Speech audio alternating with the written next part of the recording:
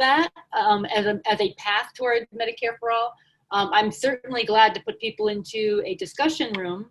And if you, among those of you who went there, you felt comfortable, like you could have a fruitful discussion, that'd be fine. If you wanted one of our volunteers to pop in there with you to kind of facilitate, and maybe somebody who knew a little bit around some policy or economic issues, and that could be helpful. So if you look in your bottom bar and you click on the participants, whoops, then you can, I need to, oh. If you click on the participants, you'll see that there is a link where you can raise your hand. Can you see where you can raise your hand? You can also go like this, but I have to like go through my buttons and see if I can find you. Let me go on the gallery view. So if you I can raise my hand if that's what you want. I can click on it. Okay. So let me see how many people are raising their hands if they would like to have that discussion. So, whoops. There we go. And are we voting? so I see that Ruth and Barbara Lee and Paul Warwick are all interested in discussing that. I'm sorry, what are, I just tuned in. You want us to find it. What are we discussing? Okay, so so Ruth, I think, was it Ruth that brought that up? Yes. Okay, so Ruth Heronchar from Florida was wondering what we thought of the idea of lowering the eligibility age for Medicare over time so that we could end up eventually getting to Medicare for all. And that is an interesting policy question. And I want to know if there were other people who would like to discuss that as well. And then we could see about grabbing a volunteer. Steve, would you be interested in leading a discussion on that? Yeah, you're muted right now, so yeah. Yes, I would be happy to. Great, thank you, Steve. So, so I'm going to ask Mike. Let's see, Mike, are you here that you could send those folks into that into a room together? I'm not hearing where Mike is. You want to go to room 1? Is that it? That would be great. And if you just put Steve, label it Steve, so we know who's in there, that'd be great. Okay. People who've raised their hand, we have Ruth Heronchar, Barbara Lee, Paul Warwick, and Barb Ryan would like to discuss that. Okay. Oh, I see. It actually puts all the people who raise their hands all toward the top, so I don't have to scroll down. That's handy. So I'll just keep your hands up and I'll assign you in there. Carol Paris is joining. So for people, oh, let me let her in first and make the announcement again. Okay, so Barb.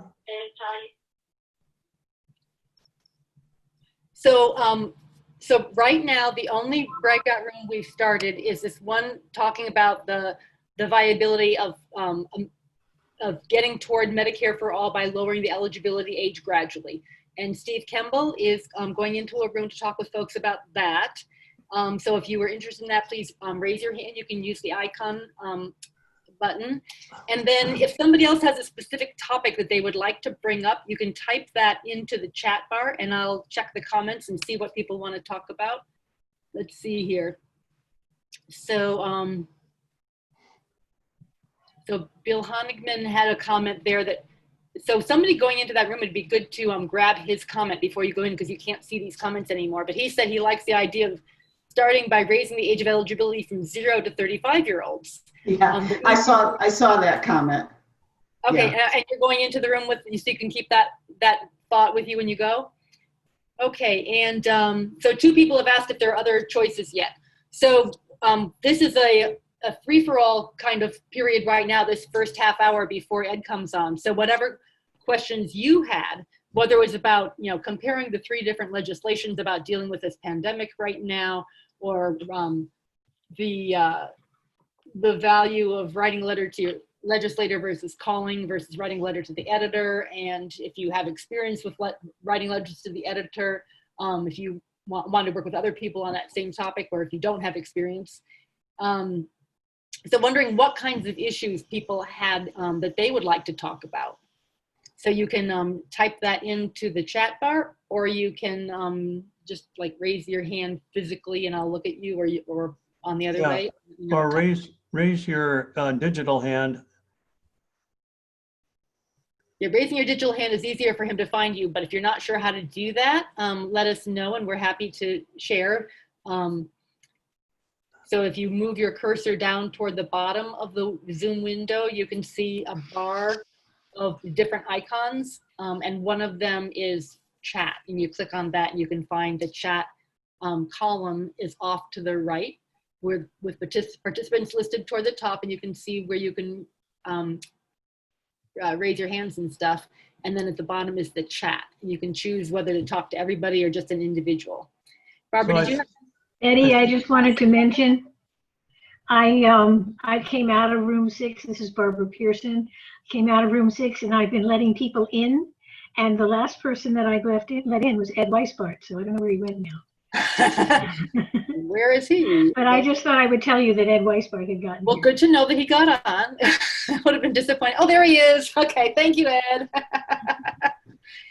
So Ed, right now we have this, half hour before you officially start, and we wanted to give people some time to get in, but also if people had specific things they wanted to talk about, they can go into a breakout room with a volunteer. Steve Kemble is in a room with some people talking about the path, the strategy of lowering the Medicare age gradually over time to try to get toward Medicare for all. So he's in a room talking with folks about that.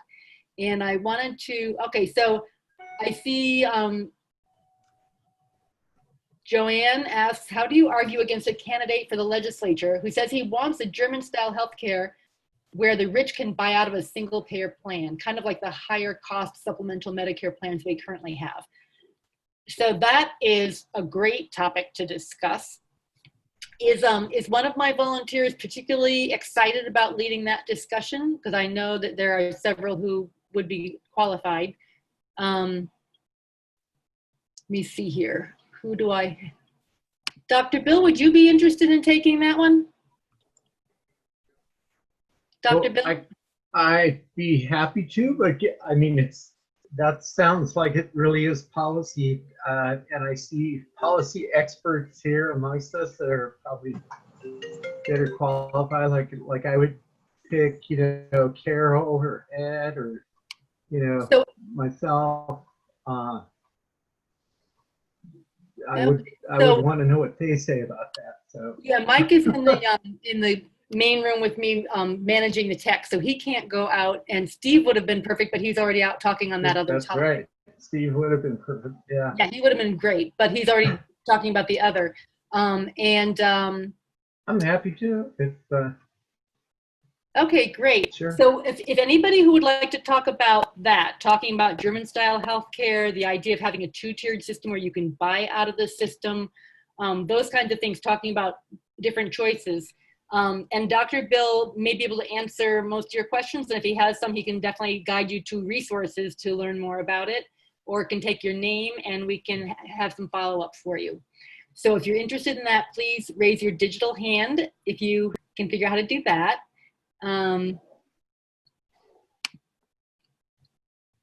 Okay, and let's see, we also had. This will be breakout room 2. Okay. And if you could write Dr. Bill on there so we know, Dr. Bill German, now kind of to remind us what topic he had in there. Okay. And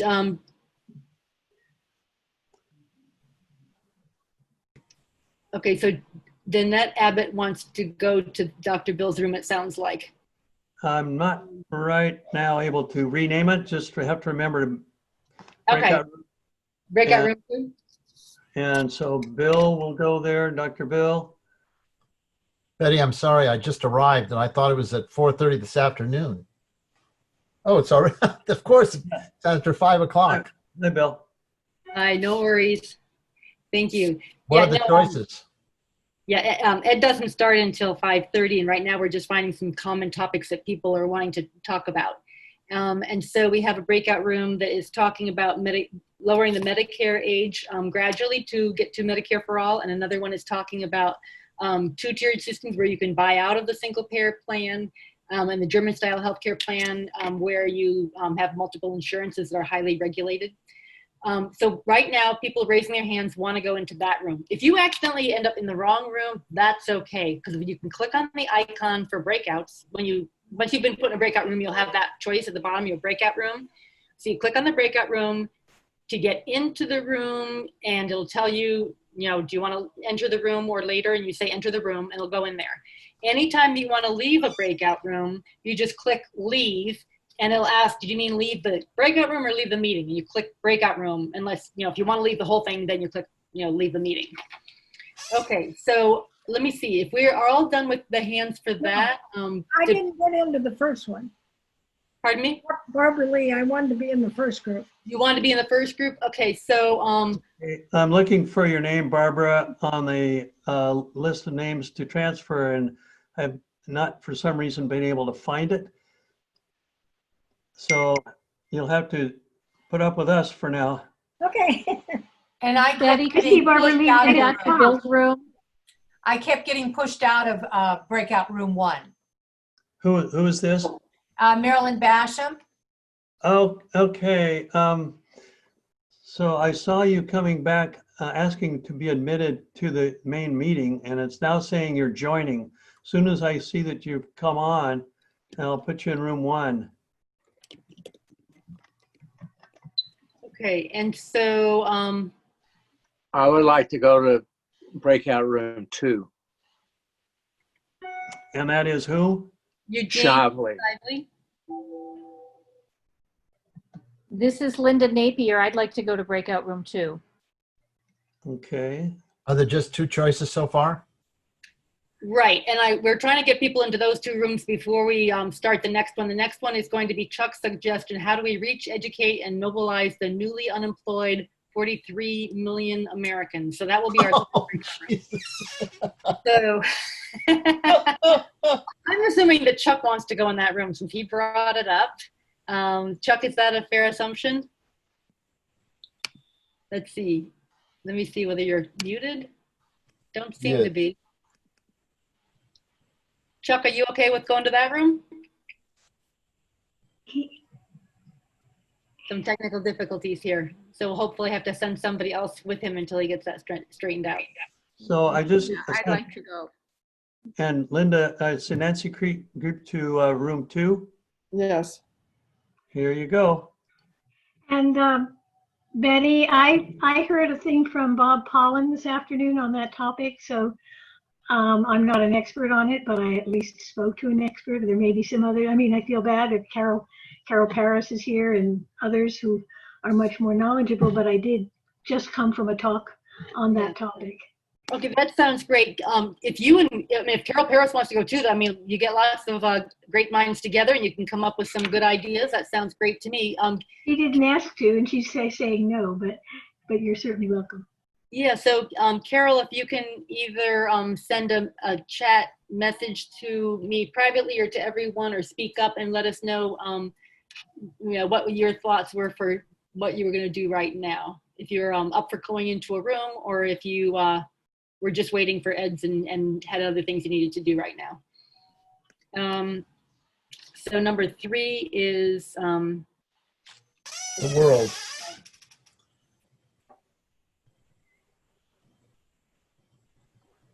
So number 3 is educating and mobilizing the newly unemployed 43 million Americans. So Barbara Lee has her hand up, and so she's waiting to go into a room that she wanted to go to? I'm not finding Barbara unless her phone number starts with a 215. No, No? it's 408. Oh, 408. For some reason, you'll have to stay with us, Barbara. I just can't find you to get you into a breakout room. So Barbara is not here by phone. You can actually see her. Barbara, wave your hand physically. There she is, if you have it on gallery view. On my list, she's right under you on the participant list. So if you're looking at the gallery, you have to look at 2 different screens because there's enough of us on now that it's more than just one. Yeah. So I'm Barbara Lee. I can't get you into a room for some reason. That's fine. Thank you for your patience with us, Barbara. So Jean Hopkins, I see you have your hand up. Were you wanting to get into a specific room or having another question? Room 3 with Chuck and unemployed. Okay, Jean to room 3. Jean Hopkins. Room 2. Oh, yeah, the other Jean. Okay. Okay. Now I see, so Jean Crawford, which room did you want to go to? 3. Jean Crawford wants to go to 3. Okay. And Eugene Shively, you wanted to go to 2, right? Yes. Okay. And Kathleen Healy, I think you had your hand up. 3. Kathleen Healy wants to go to 3. I'm still on Eugene here. He wants to go to 3. 2. Eugene wants to go to 2. Eugene Shively wants to go to room 2. Okay, he's on his way to 2. And Okay. keep beating me. How about Kathleen Healy? Did we get? Room 3. Okay. Here you go. Okay, she should be on her way.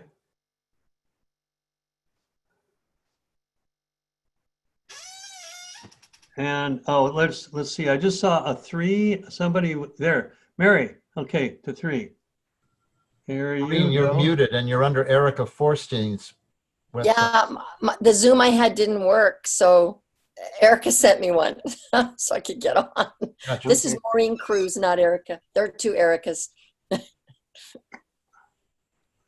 Okay, and let's see.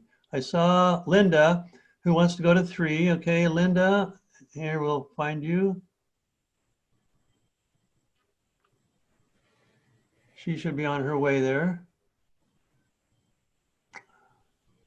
And Lois wants to go to,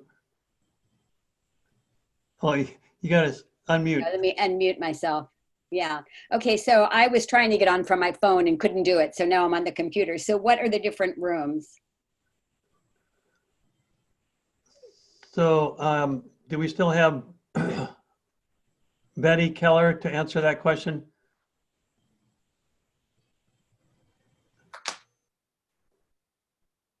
Does anybody remember what room 1 is?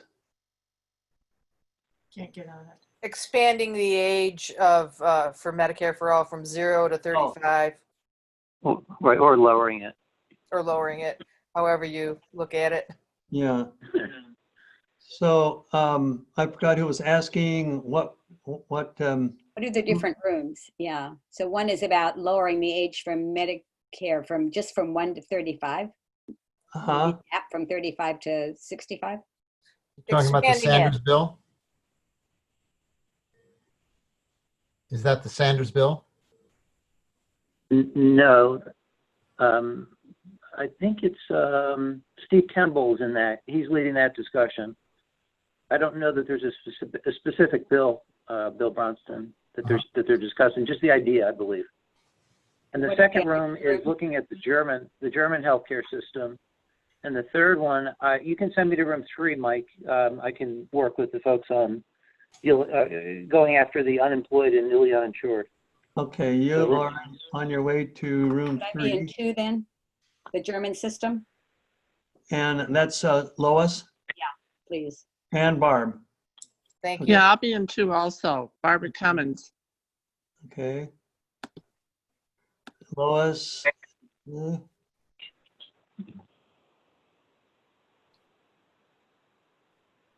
Lois, you may be stuck with us here. Okay. Oh, I didn't join.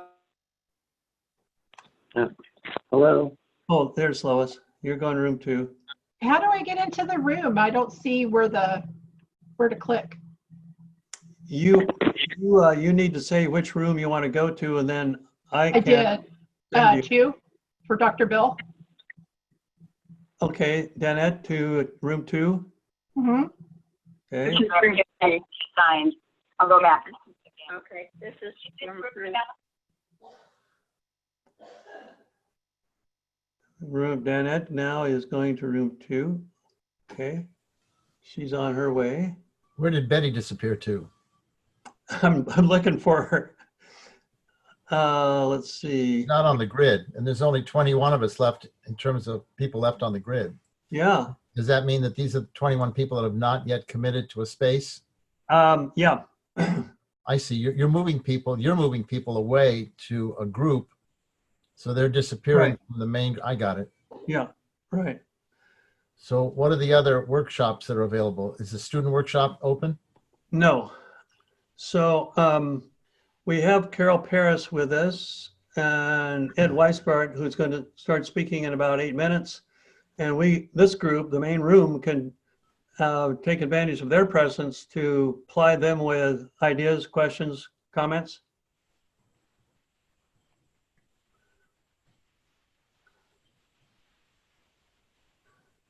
Or they can ply us with questions. Any update on Jayapal's bills? I think she has 2 now, right? This is Barbara Cummins. Let's see. Anybody who wants to speak has to unmute. So, and which Jayapal bill, Barbara, are you referring to? Well, there's 2, isn't there? There's the emergency guarantee, That healthcare one's emergency. HR 6906. Yeah. Okay, HR that has. 6906. Okay. Yeah. The Sanders counterpart is Senate Bill 3790. Okay. Any co-sponsors for either of them? Lots. Yeah. Oh, good. Good. 118 for the Jayapal emergency guaranteed benefits, and that's in the House. And then in the Senate, there's something like 18, I think. Is that right, Bill? Do you recall? Wow, that's big. That's great. Wow. It was only about 7 or 8 when I saw last about 2 days ago. Yeah.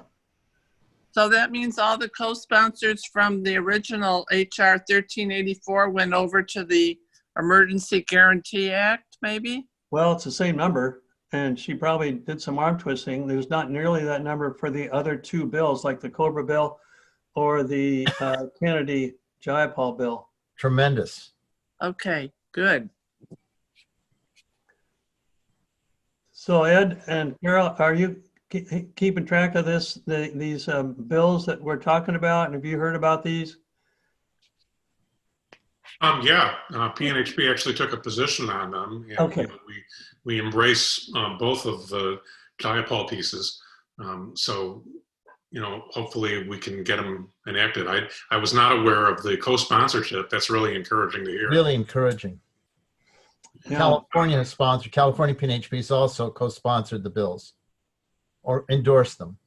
In Tennessee, several organizations are actively going after our Congressman Jim Cooper, who co-sponsored the Medicare for All bill in 2017, hasn't co-sponsored in 2019, but we're hoping this emergency bill will bring him around, and then it'll be easier to flip him back on the Medicare for All bill if we can get him on this emergency bill.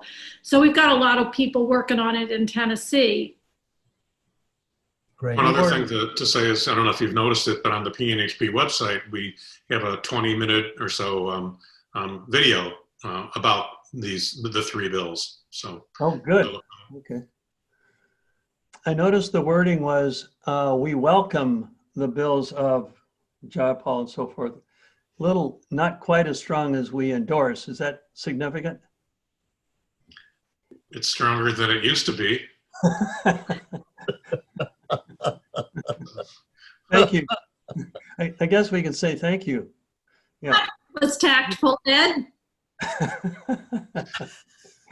You can say you're thinking about saying thank you.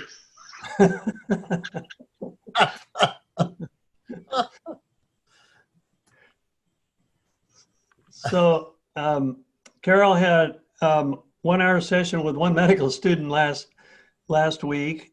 Can you tell us about that and how we might get more to attend your next time you have a session for medical students?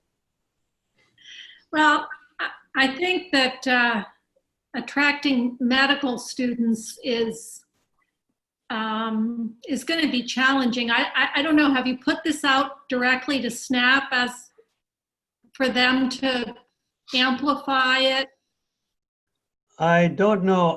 Betty was, we lost her for a while and I saw her Yeah.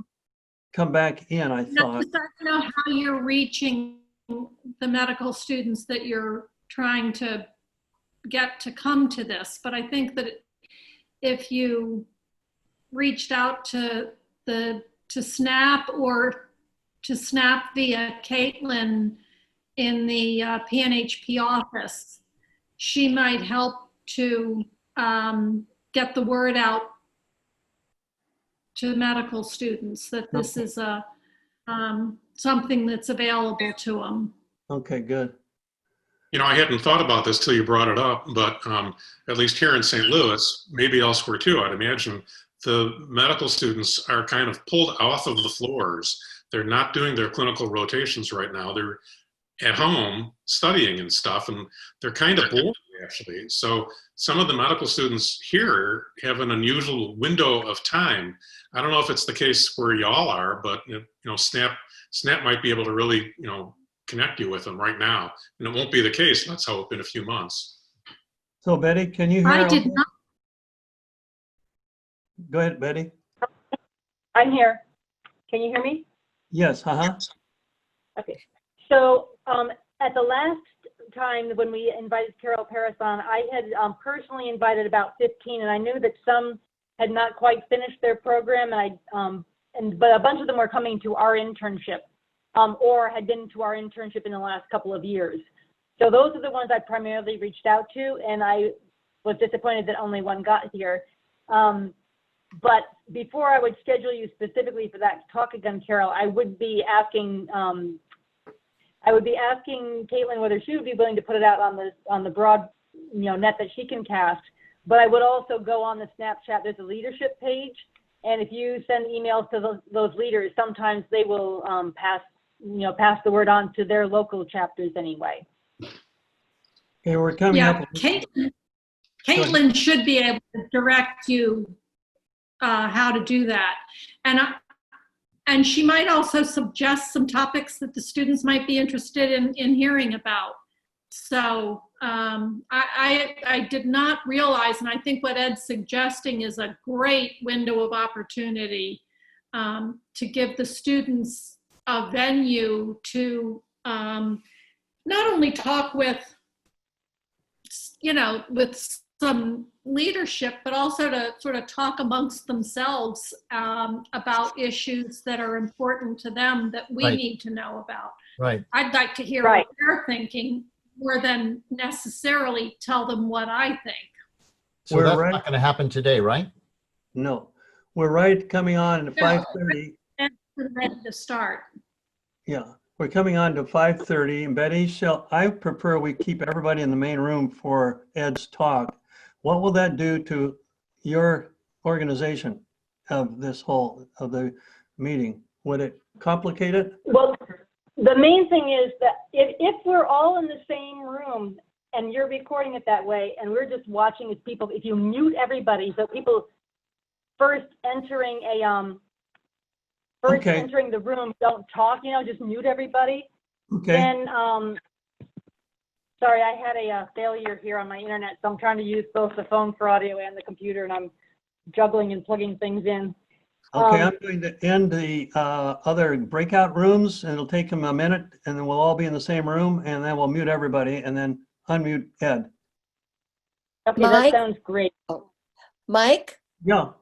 This is Maureen. I'm under the wrong name because the Zoom I had wasn't working. Okay.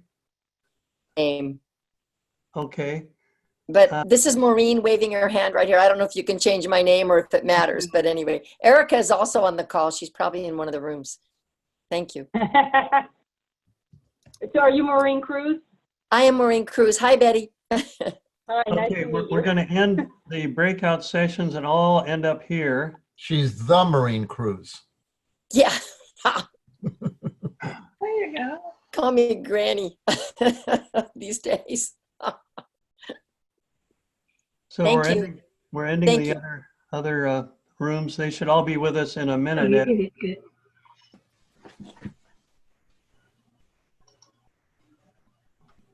And Ed, are you hearing me now? Yes. Okay. So we should have everybody back here in another 45 seconds.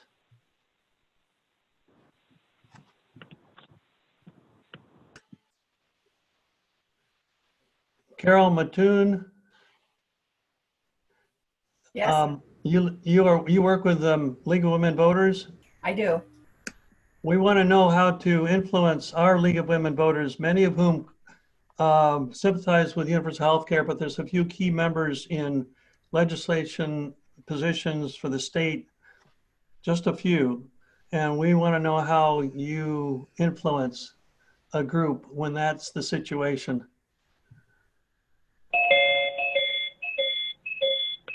Am I understanding you to say that they're in legislation and so they're not being sympathetic to Medicare for all? They happen to be leaders of the state in regards to legislation, one or two, and they're kind of blocking things. I'll Okay. email you separately. Okay.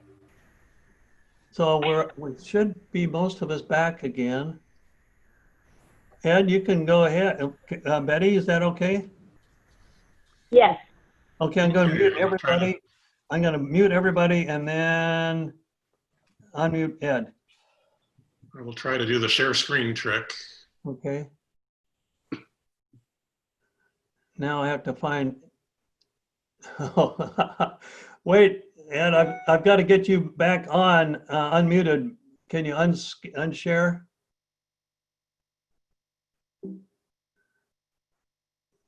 Let's see here. I unmuted myself. Does that work? Oh, yeah, you did. Okay, good. All right, Okay. so we're okay then. Let's see if I can make this work again. Okay.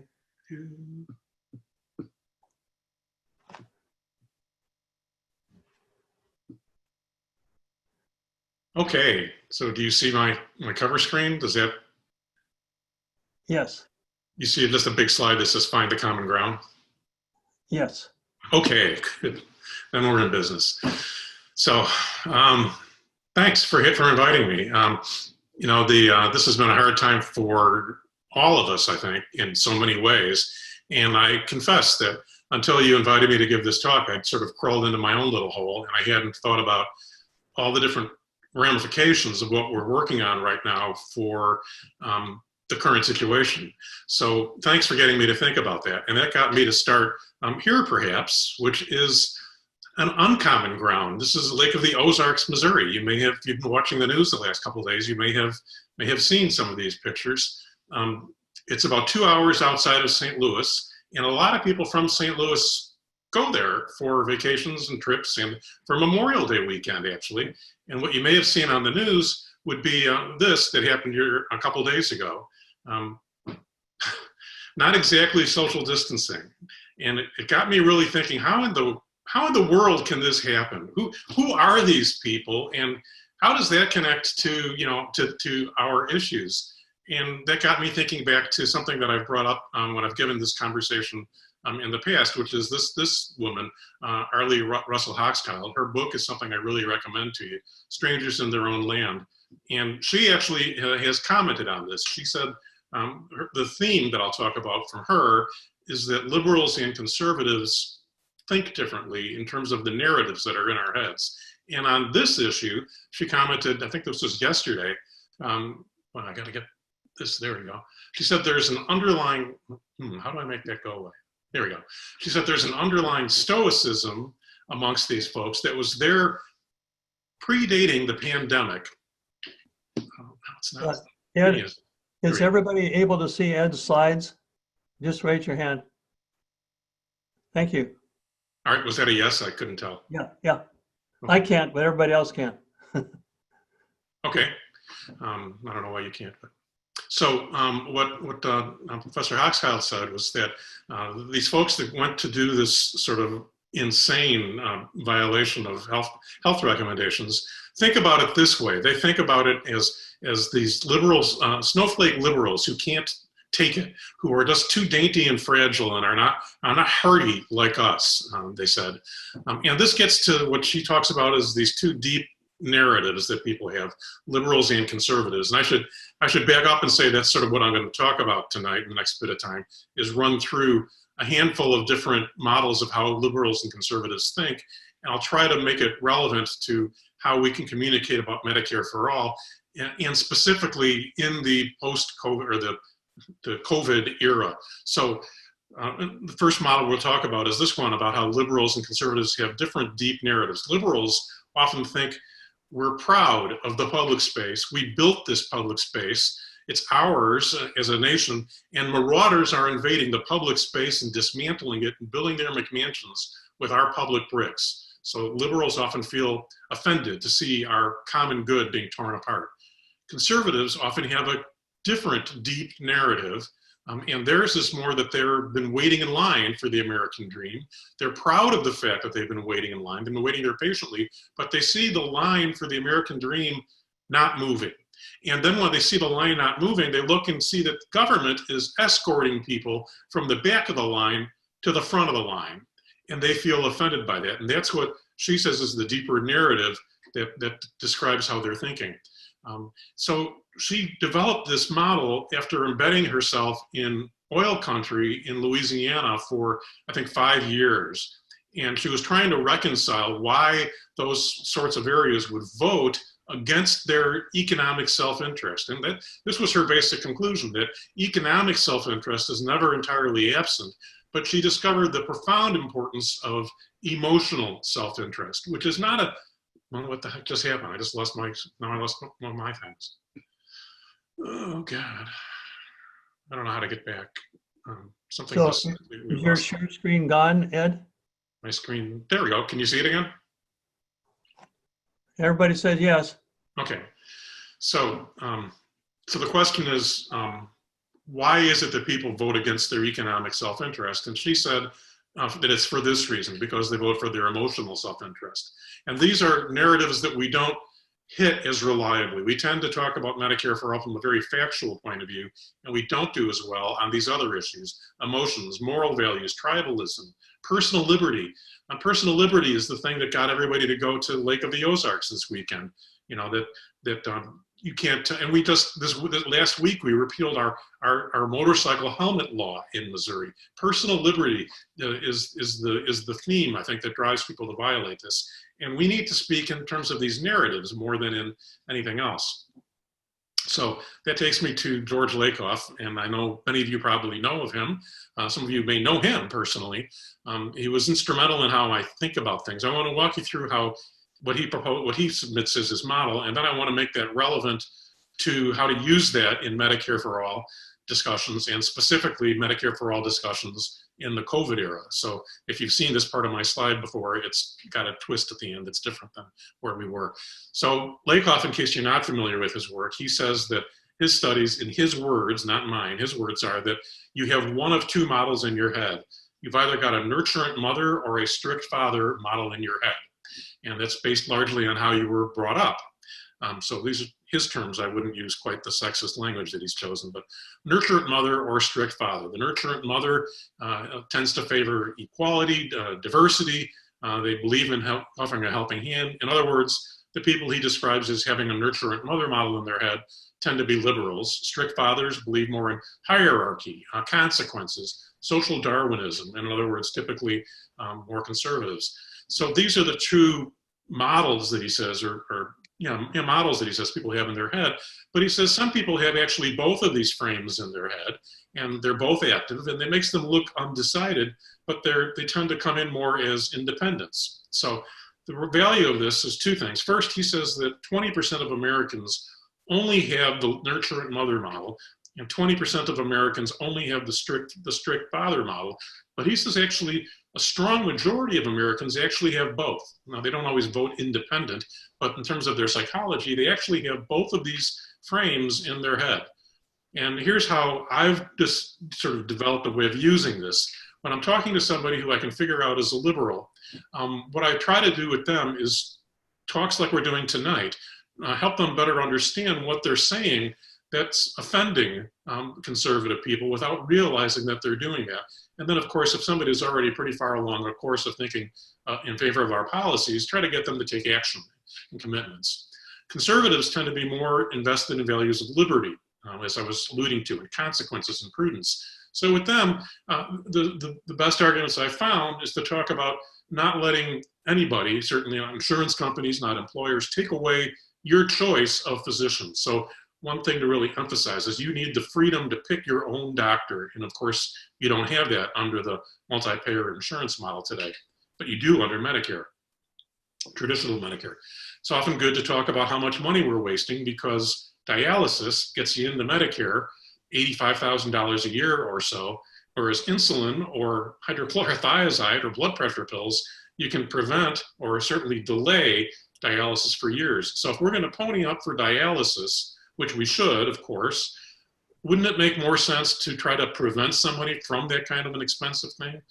That sometimes gets eyes opened. And then lastly, when I'm talking to somebody conservative today, in the year of COVID, with the Lake of the Ozarks story happening, I try to talk about how liberty includes responsibilities, liberty comes with a sense of duty and honor. So trying to hit more of their values. With independence, that's where you want to, when you figure out somebody's an independent, you want to get the nurturing part of their brain working. And that's where a story comes in, try to get them thinking that way. And maybe help them even see that somebody else is using these conservative stories and making you afraid because they're trying to sway you into being more conservative in your point of view. Some folks can really kind of get an aha moment when they realize what Fox News is doing to them, because they admit they have both frames in their head. So I think of Jonathan Haidt's work as Lakoff 2.0, which is probably insulting to both Lakoff and Haidt, but it's what I think of them both. And he's collected more data than Lakoff has shared. And at the time that he wrote this book, he had done surveys of 130,000 Americans. Now he's north of 200,000. And he identified what he said are 5 moral pillars or values that people have in their head. And then he related those senses of morality with politics. And I will make this very relevant to how you can talk to conservatives, but I want to walk through what his data showed first. So he said there were 5 moral pillars in this book. He said, first, fairness, and I put a few words. His books have literally pages defining each of these 5 values, but they kind of are what they sound like. Fairness, caring, loyalty, authority, and lastly, sanctity. So this is what he says are 5 moral pillars. And more recently, he's added liberty into this too, which is a theme we're going to keep recurring on. So the data gets interesting from him when you look at how he charted it out. He took people on your left, very, very liberal, and on your right, very, very conservative, and correlated their data of their politics with the data of their moral pillars, and found that the most liberals among us score really high endorsement for the value of fairness, and also really high for the value of caring. And I'm willing to bet that liberals nobody. So fairness and caring are very core values for the very liberal. Liberals don't tend to score as highly on loyalty or authority, or even on his definition of sanctity. So that's the definition of a population that scores as very liberal. Of course, every individual has their own value structure, but in general, that's the population that scores very liberal. Where this gets more interesting is comparing those values to the scores for very conservatives. So it turns out that the very conservatives amongst us don't reject fairness and caring, but they score less intensely on that.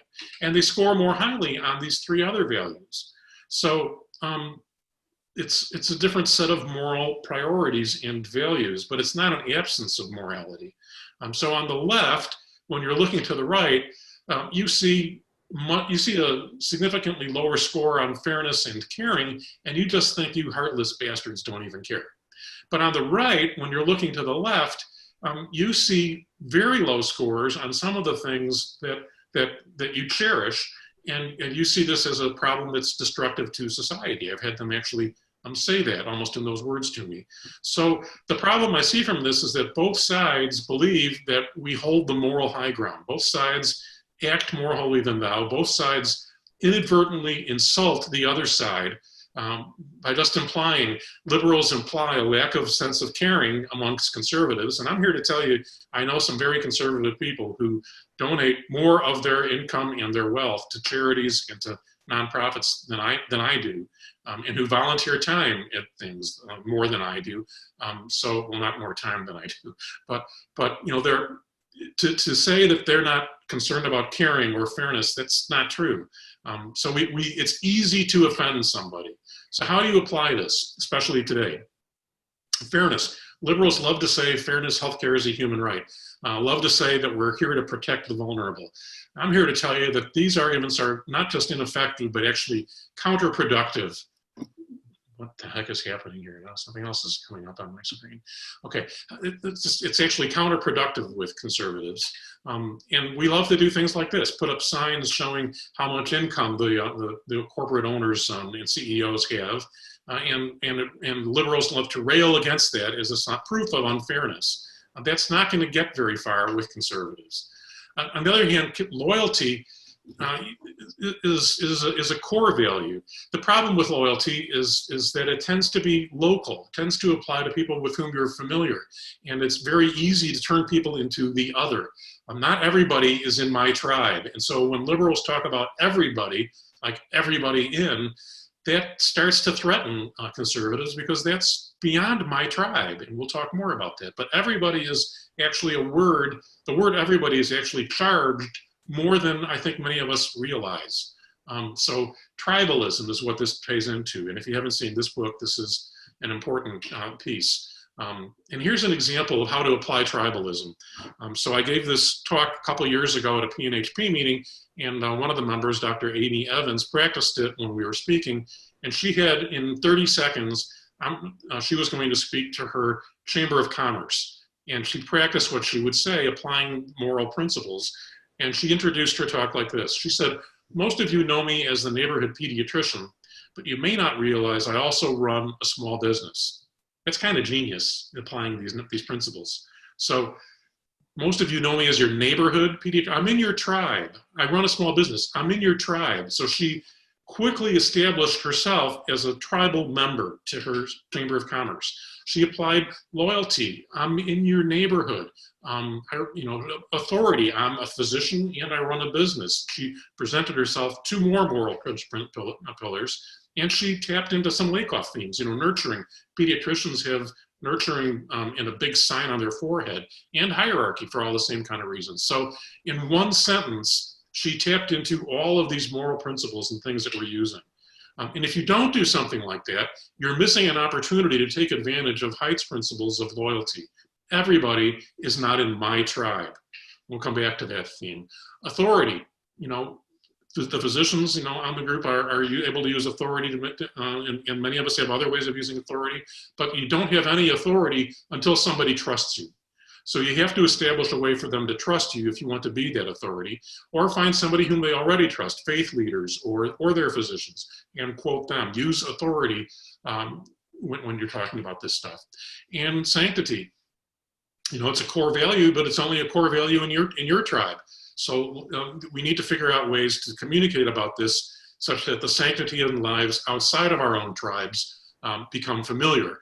And that often means a narrative. So here's a narrative that I submit to you we get wrong more often than we get right when we talk to broader audiences. Healthcare is a human right. So liberals love this. It sucked me right in right at the beginning, and we can defend it. The World Health Organization says healthcare is a human right. It's a great statement to make if you're trying to bring out liberals, if you're trying to speak to liberals. So when Bernie Sanders was campaigning and was trying to get his more inherent audience to come out and vote for him and to work for him, he would repeat this sentence and everybody in his camp would say, yay, yay, yay. And conservatives would get increasingly frightened by this. Healthcare is a human right. I'm not saying never say it. I'm saying be thoughtful about to whom you're saying it. So conservatives, on the other hand, respond not so fast. Where's that in the Constitution? That's my authority that I rely on. Where's that in the Bible? That's my authority that I rely on. So my patients have a human right to wake me up. Doctors actually say that. And American culture values individualism, in case you haven't noticed, and saying that Medicare for all that means for all, that's sort of corrosive to the idea of my individualism. So with many conservatives for whom liberty is an important value, when we start saying Medicare for all without being more inclusive, and I'll show you how to do it more inclusively, we are threatening this value of individualism. We're hinting at, well, for all, that sounds like the lowest common denominator. We're sort of giving a message that we are giving a message that resonates on the left, not so much at all on the right, and is mixed in the middle. So we tend to want to talk about fairness and caring, and I would say we could talk about loyalty, responsibility, the common good. Is it a human right? I don't know, but it's a part of the common good. And you can unpack that more. The American dream. So I would say healthcare as a human right is a pretty risky phrase to use. The last one of these models I want to walk through is this piece that was published in Psychology Today, actually recently, but it's based on this work from this guy, Drew Harrison, who I think he's at Emory University now. He was on psych faculty at Harvard and a few other, so he's a pretty highbrow psychologist, neuroscientist, and his work includes a lot of functional MRI scanning, brain scanning, looking at how people make decisions. And it's very informative. And he was actually one of the advisors for Barack Obama's 2008 campaign. And one of his lessons is that, I think a thing that we recognize more than we used to, but that the way brains work is we hear an issue, and then we have an emotional response to that activates thunderbolts in our brain. Large anatomic sections of our brain are activated when we hear about an issue. And then that makes an immediate decision. In nanoseconds, the issue comes in, we have an emotional response that we're not even aware of having happened, and the decision-making part of our brain has already reached a decision, and then after that, it comes back to the rest of our brain, the little parts of our brain that do the reasoning. And if you think about it, of course that's the way brains work. Of course narratives are what works rather than logic, because for hundreds of thousands of years, that's how we developed. Logic and reasoning are later developments. So this is our process of how we go. And unfortunately, most of our arguments for single payer are based on logic and reasoning rather than, and actually are emotionally undermining what we're trying to say. So let's make this a little bit more practical. Let's look at the phrase universal healthcare. And this is what he found when he was studying this for Obama. The phrase universal healthcare resonated as abstract, cold, sterile. Many people thought it was government bureaucracy. It actually activated racism in a lot of folks because it meant, well, you're going to let them folks into my tribe's work. It activated racism amongst people, the phrase universal healthcare. And as a result of those kinds of findings, he discovered that whenever they did polls, the phrase universal healthcare never polled at more than 50% favorable. It was always favorable versus unfavorable as an even match. And yet that's one of our favorite phrases, universal healthcare. He developed a different phrase, which didn't get much adoption by Obama, but he's got evidence that suggests maybe not these words, but this concept, the phrase a doctor for every family. Really the same thing, right? Really the same statement, a doctor for every family. This phrase, he says, establishes a warmer personal connection to families, to your doctor, your personal doctor, puts you in control of the decision. A doctor for every family sounds profoundly different than universal healthcare. A doctor for every family, that doesn't hint at a lowest common denominator, that hints more at high quality care. It still says nobody left out. A doctor for every family still implies nobody left out without being, that's a warmer way to say it, just like no child left behind. It's a warmer way to say it. And as a result of those kinds of characteristics of this kind of phrase, he found that polled at 70% favorable and was much more resistant to attacks of socialized medicine and such that universal healthcare. Universal healthcare was very vulnerable to being attacked and still is, as socialized medicine. A doctor for every family, that doesn't sound like socialism at all. And as a result, it scored much higher. And I'm not saying that's the phrase we have to use. I'm saying be thoughtful about to whom you're speaking and whether you're inadvertently tripping the wrong parts of their brain. Words like the uninsured resonate with many liberals because we realize that this is a huge problem and we're concerned about it. But that's a way of describing things that's nameless and faceless. he recommends a phrase like people who have lost their insurance through no fault of their own. It's more words and it's a little harder to say, but the phrase the uninsured, that's cold, it's nameless, it's faceless. People who have lost their insurance through no fault of their own, those are real people. On the left, for the nameless, faceless, you see masses of people that you're kind of frightened by. On the right, you see real people that are suffering. So whether that's a good thing to raise or not, but it's a very different way to think about it. People who have lost their insurance through no fault of their own. The uninsured sounds like them. It's easily categorized as the other, outside of my tribe. Whereas people who've lost their insurance, that probably includes somebody that you already know and care about. So it's a more engaging way. You lost your uninsured. Well, you know, why? Were they lazy? Didn't they plan for this contingency? Why are they uninsured? Maybe they deserve it. Lakoff would say that they deserve it. You know, that people would think that, well, you deserve it. People who have lost their insurance through no fault of their own, well, you know, that could be me. I could tomorrow be that person. So you're talking about a solution for a problem that I might wind up having tomorrow if my employer goes belly up, you know, in the circumstance we're in.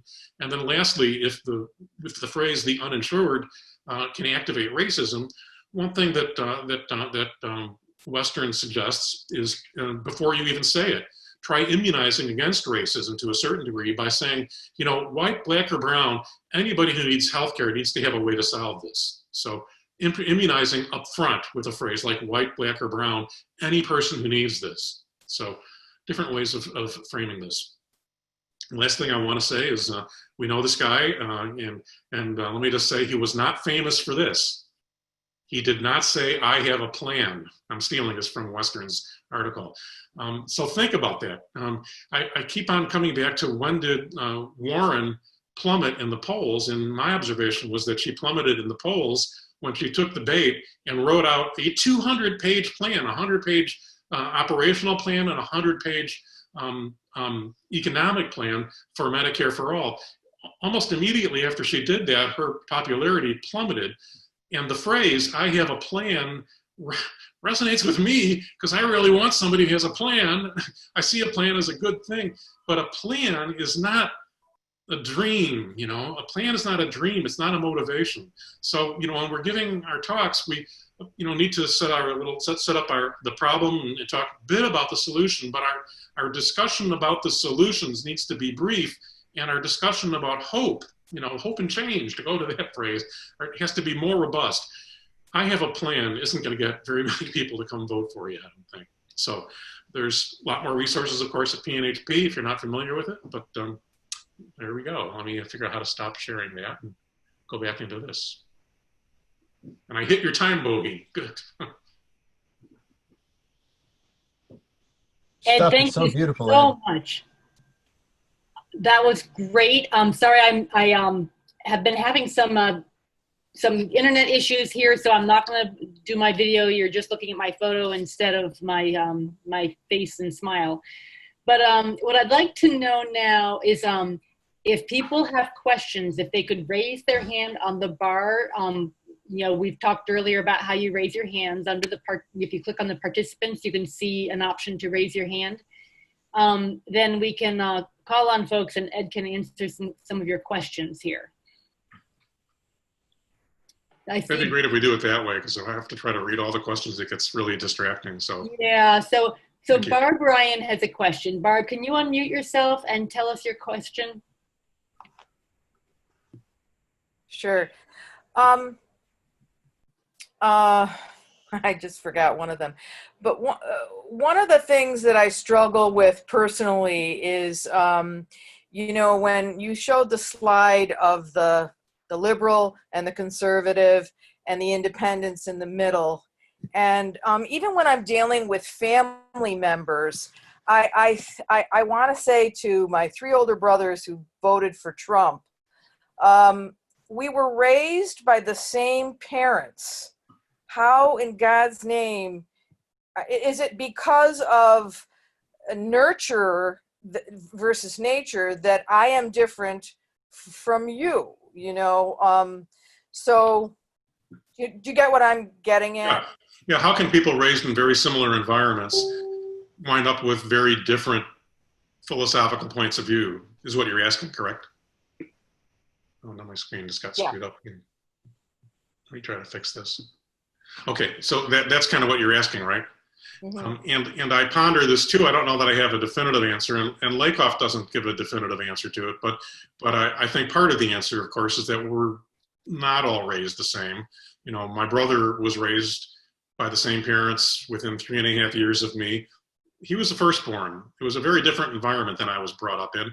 I don't think, you know, there's so many things that go into forming who we are that I don't think that's very surprising that some of our models are different about that. I don't think anybody understands really well how those get established. I've tried to use that argument to shame them.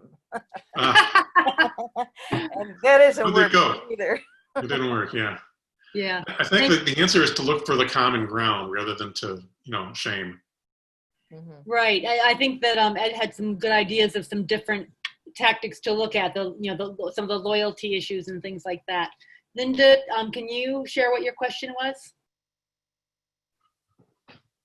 Yes, I have been giving healthcare presentations all over the valley for single payer in Phoenix here, and I just did every one of the wrong things that you mentioned. Yeah, and I'm wondering if it's possible to have your presentation, because I was taking notes furiously, but I couldn't get it all, and I want to go over it and change my slides. And let me say two things. Well, three things. First, thank you. Second, this is an aspirational talk. I have not mastered doing all of these things all the time. I do really stupid things all the time. But thirdly, you know, I've now given like 576 talks, I think it is. And the first several of them, I made all of these mistakes. I used to open my talk with well, we all believe healthcare is a human right, correct? So let's go on from there. And yes, I do that. And I so be of good cheer. You know, we always try to improve. Oh, goodness. So is it possible by any chance to be able to see your presentation so I can really study it and take notes? And well, I think they're recording it, okay. And there's a earlier version of this up on the PNHP website, and I really kind of enjoyed thinking it through in this way. So I'm probably going to make a different freestanding video of it. And Patty Harvey has a version of it posted someplace, right? I don't know if you're able to say that. Oh, wonderful. Thank you. Yeah. And we are recording this also, if that's okay, Ed. Oh, yeah, please. Wait a minute, stop the camera. Great, thank you. So I'm going to share that I lost my internet again. So Barbara, if you might be able to help Mike with moderating and taking the questions after this, if I'm not jumping in.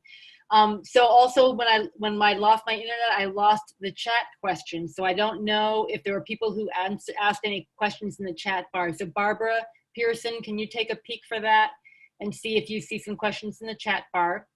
And okay, except Ed also asked people to just sort of wave their hand, and so that we weren't multitasking so much. Okay, so yeah. I'll do what you say. I'm obedient, but and loyal. But I also think that it'll possibly take some of his own questions while he's waiting for me. Right. So I see that William Bronston and Maureen Cruz and Chuck Pinocchio have their hands up. So if you can each be ready to unmute yourselves. And so William Bronston. Ed, is there a difference in talking to different age people? Like, do you talk with students? Does any of this vary when you're talking to kids that are just coming into medicine with their aspirations? You think they're locked in as tight as grown-ups on this stuff? That's a really good question. I think by the fact that you're answering it, you're asking it, you probably have had the same experience I have, which is that it's a little bit easier to open minds of folks who haven't spent 70 years hating what we're talking about. And I think our opportunity, I think that you're right. I think the messages need to be a little bit different. The general structure is the same. You know, I think there are still, very liberal and very conservative amongst all age groups. And I think the general structure of the answer has to match that. But you're right, the way you speak about it. Do you have a specific I mean, it sounds like you probably have a real specific thought you're thinking about with this. Well, a couple things. You know, I was a student organizer the whole time I was in medical school and afterwards. And we just had this gigantic avalanche of activism that happened in those days because of the Vietnam War and the civil rights movement. And today, the students are very, very co-opted in liberal school systems where they're involved in a variety of different project groupings that break them up and that don't give them a sense of the centrality of what single payer is all about, universal health, well, rightful healthcare is all about. It just seems to me a whole different thing. And unless the students lead, we're in real trouble, because I don't think that those of us that are seniors are going to move the country and move the profession the way the student community will. The other question I have is how you build in stories when PNHP, for example, none of us have been organizing around special interests like obstetrics or pediatrics or public health or family medicine or nephrology. I mean, there are no coordinates inside our movement where physicians that are in the same area that are oppressed by the way in which the practice is imposed because of the money-driven system have created a selling vision of what a progressive universal healthcare system would look and feel like in practice. Yeah, to go back to the first thing you raised, I would say sort of a fear and a hope amongst the younger folks is the fear I have is that so many of them don't believe that Medicare will be there in existence for them when they become of Medicare age. And so when we talk about protecting, Medicare, there's a disconnect for many of them. It's like, that's for you guys. On the other hand, the cause for hope is that that's an age group, an age cohort that is way more passionate about Medicare for all. So it's sort of both sides. And I think the reason that they're so passionate about it is because they know how important it is, and they see it as really in jeopardy, and they want it. So I think there's a real cause for optimism. Younger folks are frankly starting to step up and drive it. And the most exciting stuff going on in PNHP, for example, I think is the student work. There is a growing commitment within PNHP to branch out into other specialties. That's a heavier lift, as you know. But I think you're spot on that there's recognition that we need to be more effective at that. That is harder to do, but we have more and more representation amongst subspecialists. So it's cause for hope again. Thank So you, I Ben. see a couple of questions. This is Barbara. I see a couple of questions about, so if it's not Medicare for all, is it Medicare for you and your tribe? I know you put, I just remember you said a doctor for every family, but sometimes doctor is also a little elitist too. So you have some more to elaborate on that for a couple of people on the call. Yeah, I don't know the right answer for that. This is, just sort of an evolving thought in my head, but I don't think we should shun or skirt or not use the phrase Medicare for all. I just think we need to be cognizant of the fact that that's tripping some radioactive buttons that I hadn't really realized we were tripping. And rather than make the whole thing Medicare for all, Medicare for all, Medicare for all, single payer, rather than do that, I think phrases like a doctor for every family, we just need to use that more, and sort of change the spotlight over into that direction. And then once you've gotten to that point, then say, but the way we accomplish that is through this legislation that's called, it's called Medicare for all. So you're right. It's a balancing act, but I think up until now, we've not tried to balance that at all. We've just ignored this, I think, really important data point that I was unaware of. Right. Erica Ferenstein, do you still have a question? Are you here, Erica? Actually, Barbara, Maureen and Chuck had their hands up earlier. Oh, so okay. Maureen's next on the deck, then Chuck, and then Erica. Thank you. Okay, thank you. Maureen. Names, but actually Erica was first. She just had it written in the chat instead of her hand up. So I don't know if you want to let her go first, but she was ahead of all of us, I think. So this is not how a group discussion would go with a Republican crowd. I know. Hey, Maureen, you go, girl. You I'm go. a nurse, okay? And she's my friend. Okay, we'll get to you all. So Maureen, please go ahead. Oh, okay. Thank you so much for all the work that you've done, Dr. Weisbart. I really appreciate it. My question is, there are two narratives. I'm wondering what you think about using these, because I do, but I don't know if they're effective. And one is the economic argument. I say to people, look, this is you are already paying, we are already all paying for healthcare that we're not getting, that this is a system of extraction, that through our taxes, we're already paying for 70% of the care, but we're just not getting it. And we deserve to get it because that's our money. And the other argument I'm wondering about is that, healthcare is about us and our doctors. It's not right now. The person in control is someone sitting in an office, maybe with a degree in business, and they're deciding what our doctors can and cannot give us. And, that really interferes with good medicine. And we all want good healthcare. I mean, those are two arguments I use, but I don't know if those would resonate. If you think, given all that you've read, I haven't read those books, if you think those would resonate. Yeah, no, I think those are great arguments. I use them both too, and you of course, as I'm sure you were doing, you have to use them selectively in the right audience. So business groups are already aware that their healthcare expense is the least manageable, most rapidly rising line on their overhead, and they don't, and that's changing, right? When you had this conversation about the expense of healthcare that you're paying for it already, if you had that conversation with them 10 years ago, it was, yeah, it's a big part of my expense. It's item number 12 on my priority list of expenses. And that issue that it was item number 12 was up against the problem of, I don't want government taking over my widget factory. If I let government take over healthcare, then I'm going to have government taking over my widgets. And we don't want, my widgets are my widgets. Stay out of that. But that's changed.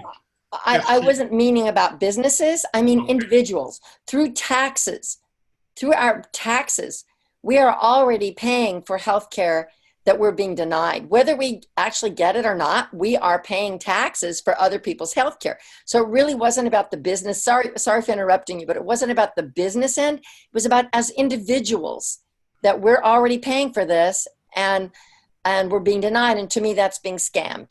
So, yeah. I mean, I don't know if that's an argument you think would work with more conservative people or not. Yes, I do. Because, if there's one value that they have, it's prudence. It's don't take my money. Was it Thomas Jefferson that said, don't reach in, you can do whatever you want as long as you don't break my arm or reach into my pocket. So, you're reaching into my pocket when when you're doing this, you're wasting it, and that's the phrase, the phrase, you can save money through Medicare for all is nowhere near as motivating as the phrase, you're wasting money under today's model. So the behavioral economists talk to us about loss aversion, that losing something that you have is twice as motivating as the possibility of gaining that bird in the bush.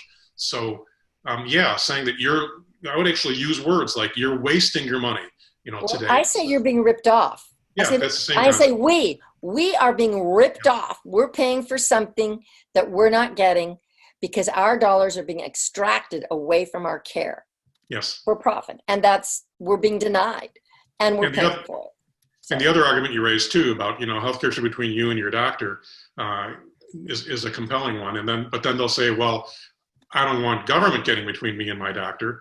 And that's where you can maybe talk about how non-intrusive traditional Medicare is. There's probably every doctor will tell you that if a patient has traditional Medicare, not Medicare Advantage, but traditional Medicare, it's way easier for them to just do what they need to do. It's Medicare Advantage that gets in between patients and doctors. It's insurance companies that get in between patients and doctors. So they don't have to do that, and that's happening today. Medicare for All means you have a much more sacrosanct relationship with your doctor. Thank you so much, Ed. Can we move on to Chuck Pinocchio? He's had his hand up. And then Erica is on the deck, and after that, Joanne.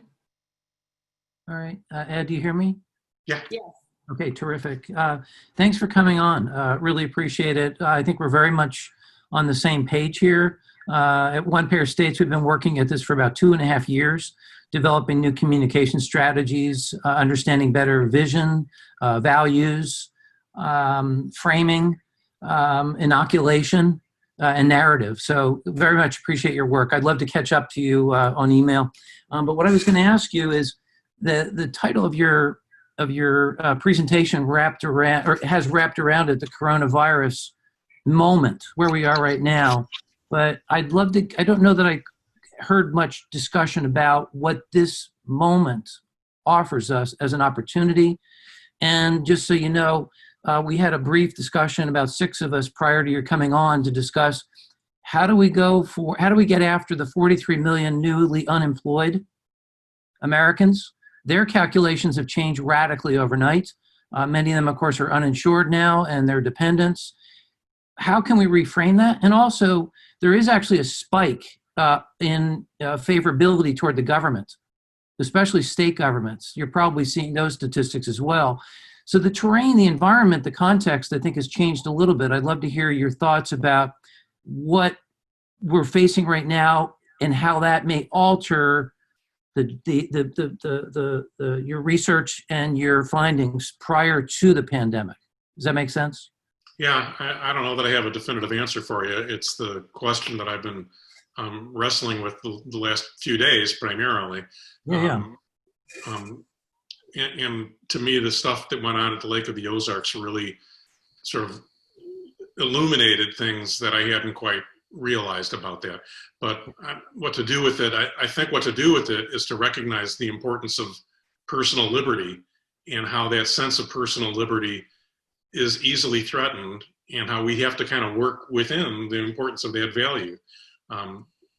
But I agree. I don't know what to tell you other than I really agree with you that this seems like an incredibly ripe moment for us to make our pitch and to make it more strongly.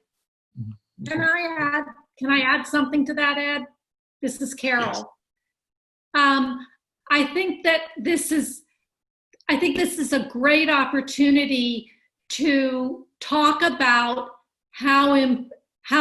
what a bad idea it ever was to link employment to healthcare, health insurance.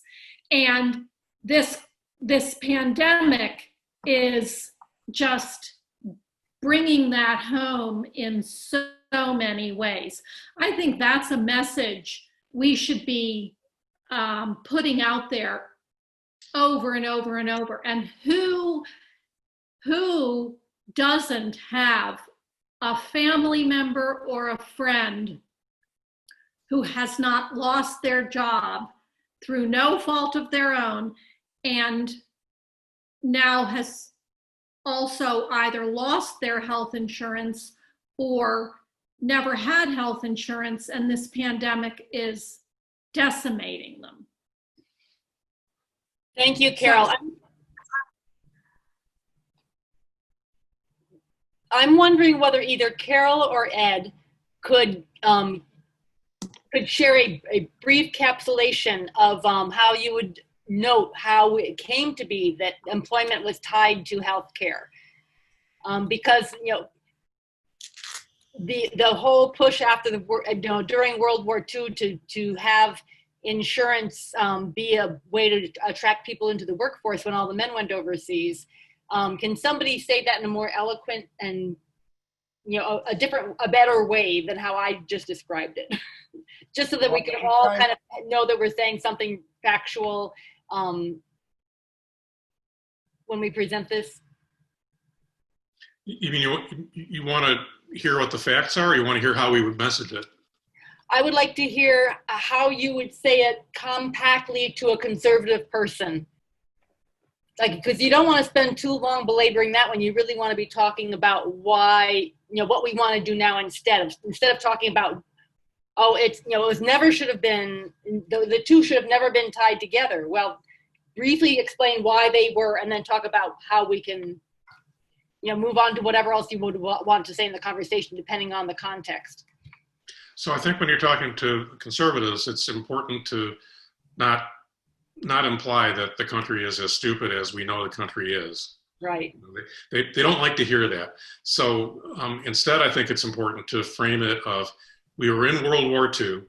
We needed to make sure that we had production capabilities. We lost, a lot of our citizenry went into the military, and we saw this problem with wages and stuff, and we put in a program that would freeze wages, and to manage that, we let employers have access to, I don't know if that's actually exactly right the way I just said that, but we let employers attract employees through this health insurance, through benefits, including health insurance. And that was not a crazy idea in World War II, but unfortunately, we've tried that now for 70 years or whatever that is, and we've discovered that it's time to stop this little experiment. Other countries didn't try it that way. Other countries went with other solutions. We need to figure out that it's time to stop this silly experiment that we did because of all the obvious reasons. That wasn't very succinct or pointed either. Well, one thing I mention when this comes up is I say that this worked really well for decades, because at that time, most people were in the same job for their entire careers. But great. Now society has changed. And on average, people change jobs 12 times during their working life. So now that system no longer fits our current social model. So that's how I explain it. That's Thank excellent. you, Kathleen. That was great. Thank you. Okay, so we had Erica still on hold here. Hi, Dr. Weisbord. Thank you so much. Just one thing, I'm not sure if you thought of this or realized this, but I've been doing a lot of ally work with Black Lives Matter here in Los Angeles. And one of the things that I learned, surprisingly, was the all word is also triggering for our brothers and sisters in the Black community, because historically they feel that when everything is for all, it doesn't include them. Oh. So I just thought I would share that with you. The other thing that I want to ask, and maybe it's not quite on topic, so maybe it's your next speech, but here in California, we have not just a Democratic governor and a Democratic majority, but we have a Democratic supermajority. And 80% of Democrats in California, and I think Maureen can correct me, about 70% of Republicans all want, we'll just call it single payer health care. And yet I see the Republicans as my second opponent where I'm coming from. So, and I know that the reason is because of the money. They're getting, it was just in the papers, Blue Shield contributed $1 million to Governor Newsom's campaign, and they're very good. They say they want it, but then they say this but and lead us to public option. So just wondering, do these same principles you're applying here of the way to talk to conservatives, I mean, does it apply to our Democrat supermajority, or is that part two when you come back? Well, frankly, I think one of the things I like about Medicare for All as a topic is the question that usually comes up, well, why don't we already have it? Smart guy, why don't we already have it? And the obvious answer is campaign finance, because I think you're spot on. Policies don't happen, or laws don't get passed because we reach a certain threshold of popular support on polls. They pass, they pass they pass based on votes. Who comes out to vote, that's why this topic to me must lead us to get out the vote movements and to campaign finance reform movements. We have expertise on the healthcare piece of it, but we need to form much stronger relationships with those other groups. Use our voice to motivate. If you're wondering why we don't have healthcare yet, when 80% of us think we should, join the movement to get out the vote. Vote these people out. Carol? Can I add to that also? Please that do. I don't think we call out enough the degree of media capture that exists in this country. When at the Democratic debates, they can refer to private health insurance versus a government takeover of healthcare. The opposite of private insurance is public insurance. The opposite of government-run healthcare is corporate-run healthcare. And when you do a Google search of government-run healthcare, in the literature, it pops up now hundreds of thousands of times in the media. When you do this Google, there's a Google search thing. If you look up corporate run healthcare, it showed up 3 times. And you were 2 of those 3. Right. Right. So I think we have to do our job calling out the false, what's that called? A false, when you compare, not, dichotomy. False equivalence. Dichotomy. False equivalence. False equivalence. Yeah, false equivalence. Thank you. And you can, I did that in a talk at UPenn, and I really got a lot of laughs because the numbers were so outrageous. And people could wrap their heads around, oh my God, I really did hear that. And it went right past me. I let them get away with a false equivalence of private health insurance and government-run healthcare. And I just think we can keep calling people out when they do that, and then be careful ourselves when we're writing and not accidentally do that, which I think has happened for me anyway.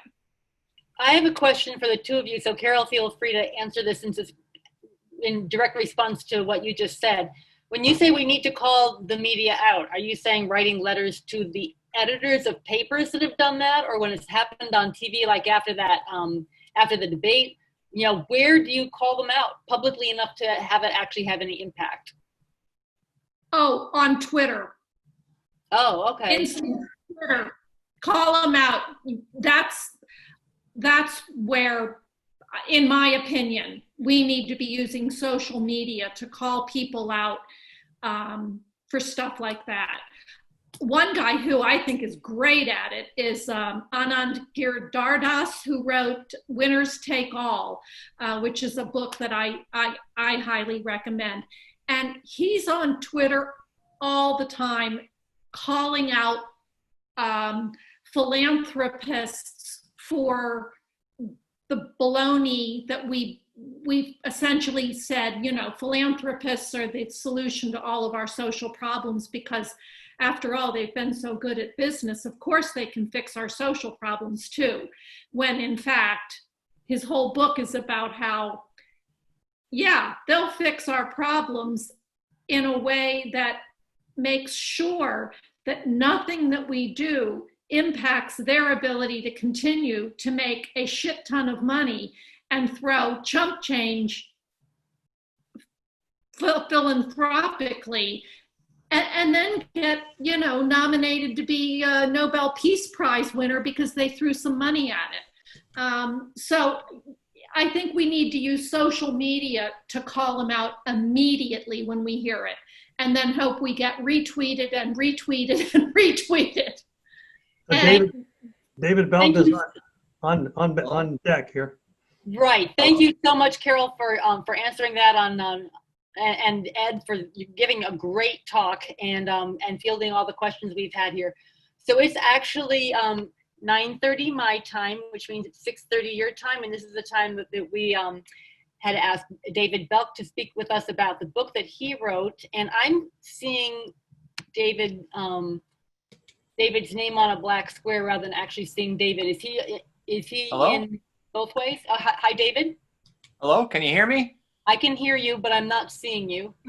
I can see him. Can you see me now? Okay, great. So, All right. So I guess I have to, let's see, I have to share my my slide presentation here, right? Yeah, you share screen. So I go share screen, that is, where is that? Down at the bottom. Oh, share screen, got it. Share screen. And then I have to do, here we go, this, right? Yeah, I pull up your, yeah. All right, and then I press play. All right, can everyone see it? Oops. We got a deal for you. Okay, wait a second. I got to go back to the beginning here. All right, now we go play. Now can you see it? Yeah, but can you tell us about you first a little bit, David? Okay, yes. My name is David Belk. I have an independent practice in the San Francisco Bay Area in Alameda, California. For the last, 9 years or so, I've been trying to untangle healthcare costs almost sort of in a microwave way in terms of, untangling the cost of everything in healthcare. And I started this website called truecostofhealthcare.org, which now contains really hundreds and hundreds of financial documents, among other things, from all the various industries within healthcare. The 10K financial documents from the pharmaceutical companies, pharmacies, hospital records, lots of stuff like that. And over the last 3 years, I wrote a book based on what I found, called The Great American Healthcare Scam: How Kickbacks, Collusion, and Propaganda Have Exploded Healthcare Costs in the United States. So as you can see, most of what I found, hasn't sat well with me. All right. And so tonight I'm going to present some of what I've written in that book. It's going to be a relatively short presentation, so I'm going to go rather quickly here. All right. So to start with, I think we all know we in the United States pay far more than most other countries for our health care. I mean, that's kind of a given with this crowd, I'm sure of that. And we also know that for all the money we spend on healthcare, our outcomes aren't that great, meaning that we pay more and get less, or in another way, we are overcharged. And so what I've been trying to get to the bottom is, who has been overcharging us and how have they been getting away with it? All right. And so I'm going to present this in, well, two parts really. The first, I'm going to present prescription medications and medical billing. I'm not going to have time to talk about the health insurance companies tonight. That's going to have to be postponed for another discussion. But I think I'll give you enough here to at least surprise even among the most jaded among you. All right. And I will start with the curious case of Patricia Bernstein. Now, Patricia Bernstein is a patient of mine. She suffers from migraine headaches. She's had them since she was 12 years old. They can be severe. Fortunately for her, her migraines are often controlled by a medication called Maxalt. Even more fortunately, Maxalt has been generic since 2013. Now, in September of 2015, 2 years after Maxalt went generic as rizatriptan, I wrote Patricia a prescription for 40 generic rizatriptan. All right. She went to the local Walgreens with her insurance, and about an hour later, I got from the fax machine this rejection notice. And you can see on the bottom there, near the bottom, message: plan does not cover this medication. All right. So they said, we don't cover the generic rizatriptan. And not only that, she got them to quote a cash price for her if she decided to just buy it herself. And here you can see $1,489.99, almost $1,500 for the 40 pills is what they told her it would cost if she paid cash. All right, so I went through the trouble of authorizing it. I got the insurance company to reconsider. They did. They said, okay, we'll cover her rizatriptan. She goes back to Walgreens the next day. They tell her, Well, it's going to be $168, and you can only buy 10 pills for that. Her copay for the covered rizatriptan was $168 for 10 pills, or $17 a pill, less than the $37 a pill they originally quoted her. I told her, forget about Walgreens, forget about your insurance. Go down the street to the local Costco and tell them you don't have insurance, okay? Costco, not Canada, Costco. And here's her receipt. She bought all 40 10 milligram rizatriptan pills for a cash price of $41.21, or $1.03 per pill. So to recap, Walgreens quotes her $37 a pill cash. With her insurance, it's $16.87 a pill. Without her insurance at the local Costco, it's $1.03 a pill. What's going on? All right. Well, this is actually something I see in my office every day, and I've been seeing it for many, many years. This is an extreme example. Usually what happens is someone comes to my office and they say, you know, for a new patient appointment, and I ask them if they're on any medications. They might say, well, I take amlodipine for blood pressure. I'll always ask, how much do you pay for that amlodipine? And they'll say something along the lines of, oh, hey, I have really good insurance. It's only $10 a month. Really? And then I show them this receipt here. Okay, this is from 2016. They got this a patient of mine who bought 365 generic amlodipine for $19.08 at Costco. All right? That's not only not uncommon, it's actually the rule. And this brings me to what I think is the most poisonous myth in healthcare today. The myth is, and here, you know, is GoodRx website, where you can also show them. I just got this on Saturday, right? Amlodipine, generic, you can buy it at Safeway for $16.76, which means the price has gone down since 2016, and Costco sells it for $17.78. 365 tablets, a tablet a day for a year, okay? Literally pennies a pill, all right? And again, the myth. The myth in the United States is that all or nearly all prescription drugs sold in the United States are really expensive. The reality is that about 87% of prescriptions filled since 2017 were for generic medications, and most generic medications cost pharmacies pennies per dose. That's how much the pharmacies pay for them. And not knowing this means you'll never suspect when you're being overcharged. And this is a recurrent theme throughout the night.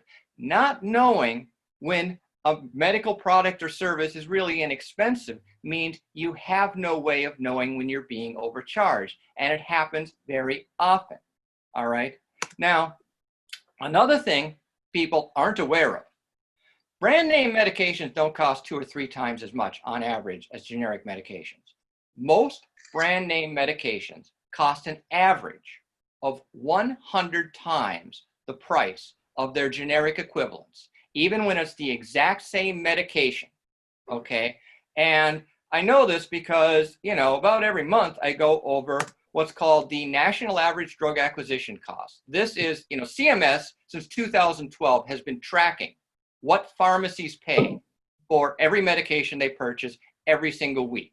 Okay, how much they pay for all of the medications. And, you know, you can go online, National Average Drug Acquisition Cost, and find out exactly what they pay for each and every medication. And I'll give you some examples here, okay? So this is just 5 pills that, you know, I picked at random. I could have done it with 50, but, you know.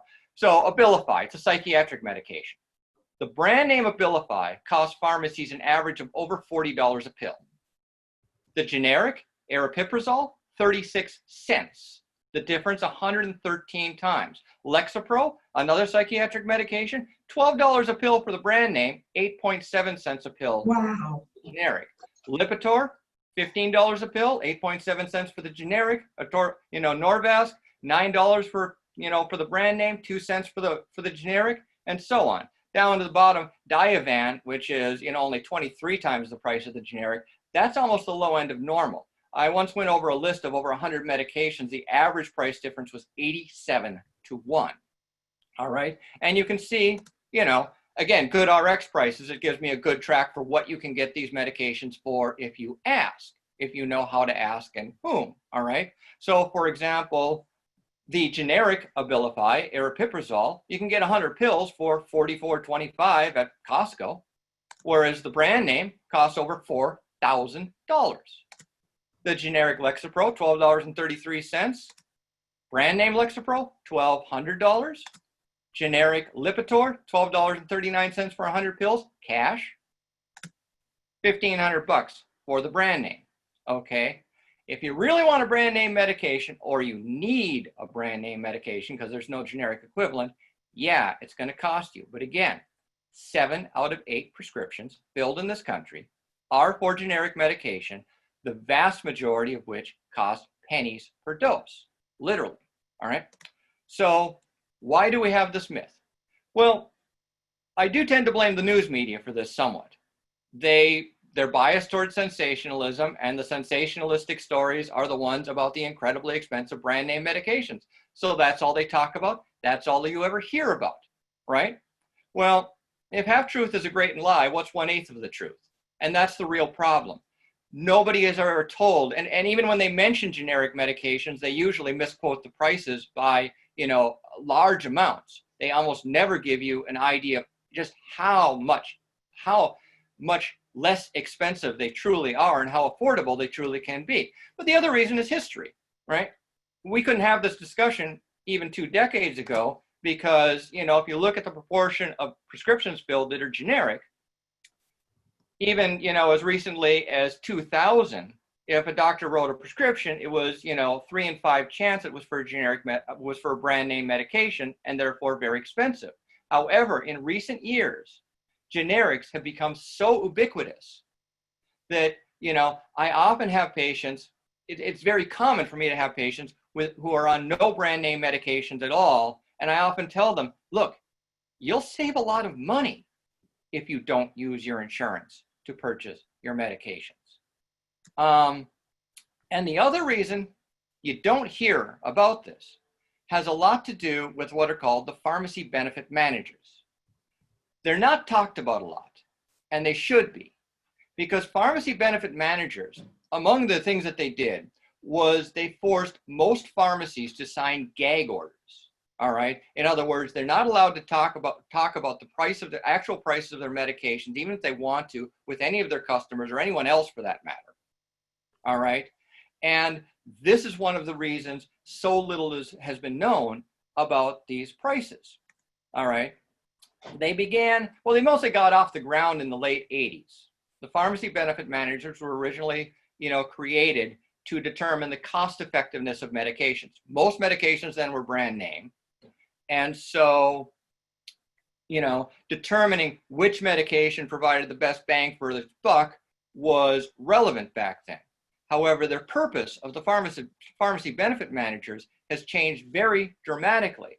Since most medications now are generic, determining the cost effectiveness of a 5-cent pill versus a 7-cent pill is kind of a waste of time.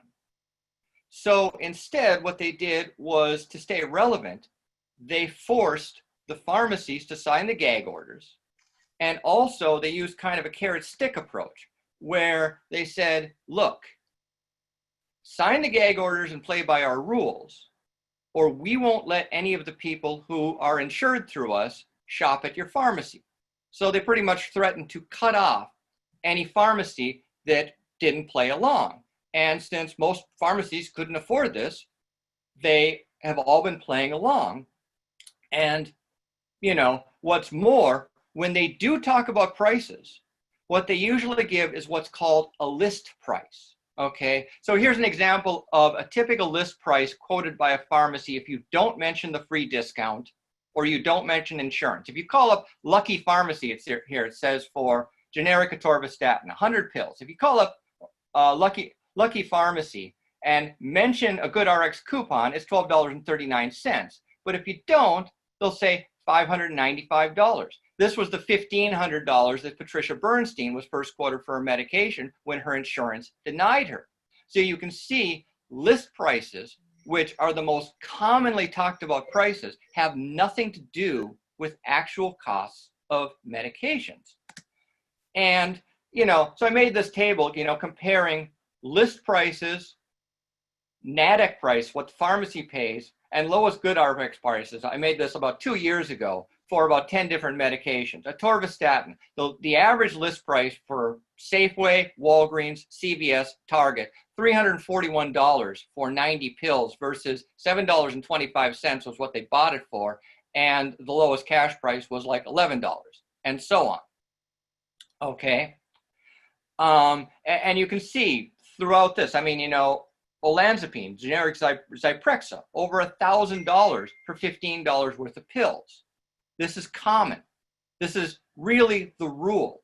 Most of the time, these medications cost pennies a dose, but most of the time you can't find that out unless you know where to shop and what to say. All right. And the other thing is that the copay that you pay for these medications when they're generic not only is more than the cost of the medication, more often than not, when you're buying a generic medication, the pharmacy doesn't even keep the entire copay. 23% of the time, they split the copay with the very pharmacy benefit manager that determined the copay. So not only do you pay $10 for a month's supply of blood pressure pills that cost the pharmacy 60 cents, the pharmacy splits that $10 like 50-50 with the very entity that determined that you should overpay for it, right? So, and you know, I mean, it's called a clawback, and it sounds really corrupt because obviously it is, but it's also perfectly legal, all right? And so you can see the three main pharmacy benefit managers in the United States: OptumRx, Caremark, and Express Scripts. This is their revenue growth between 2006 and 2017. You can see they've been skyrocketing in spite of the increase in generic medications, which ought to have made them less necessary. They have been going up and up and up in their revenue, all right? Largely because of Medicare Part D, but also because, well, of their tactics. Now, obviously that applies to the 7 out of 8 medications that are generic. But if you do need a brand name medication, oh, are they expensive? Why are they so expensive?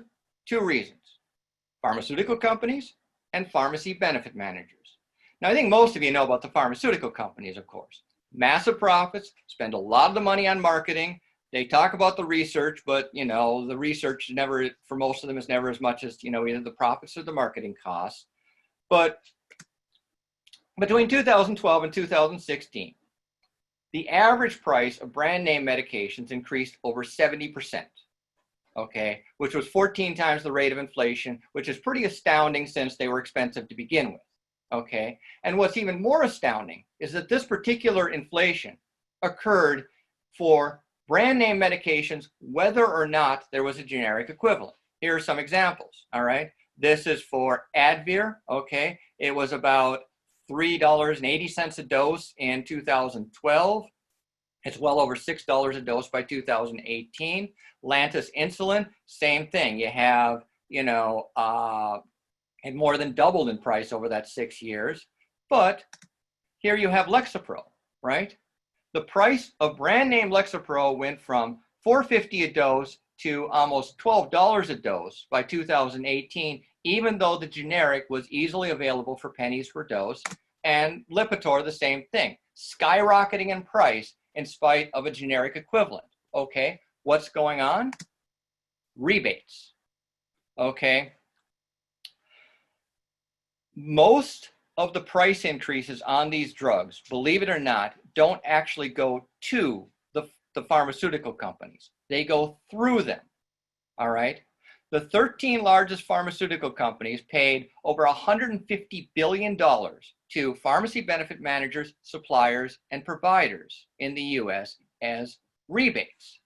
And here's what I'm talking about, okay? So this graph shows you from 2010 to 2017, the total revenue of the 13 largest pharmaceutical companies in the world. So total revenue is the top line, pharmaceutical sale revenue is the second line, and some of them, you know, sell other things like consumer products and what have you.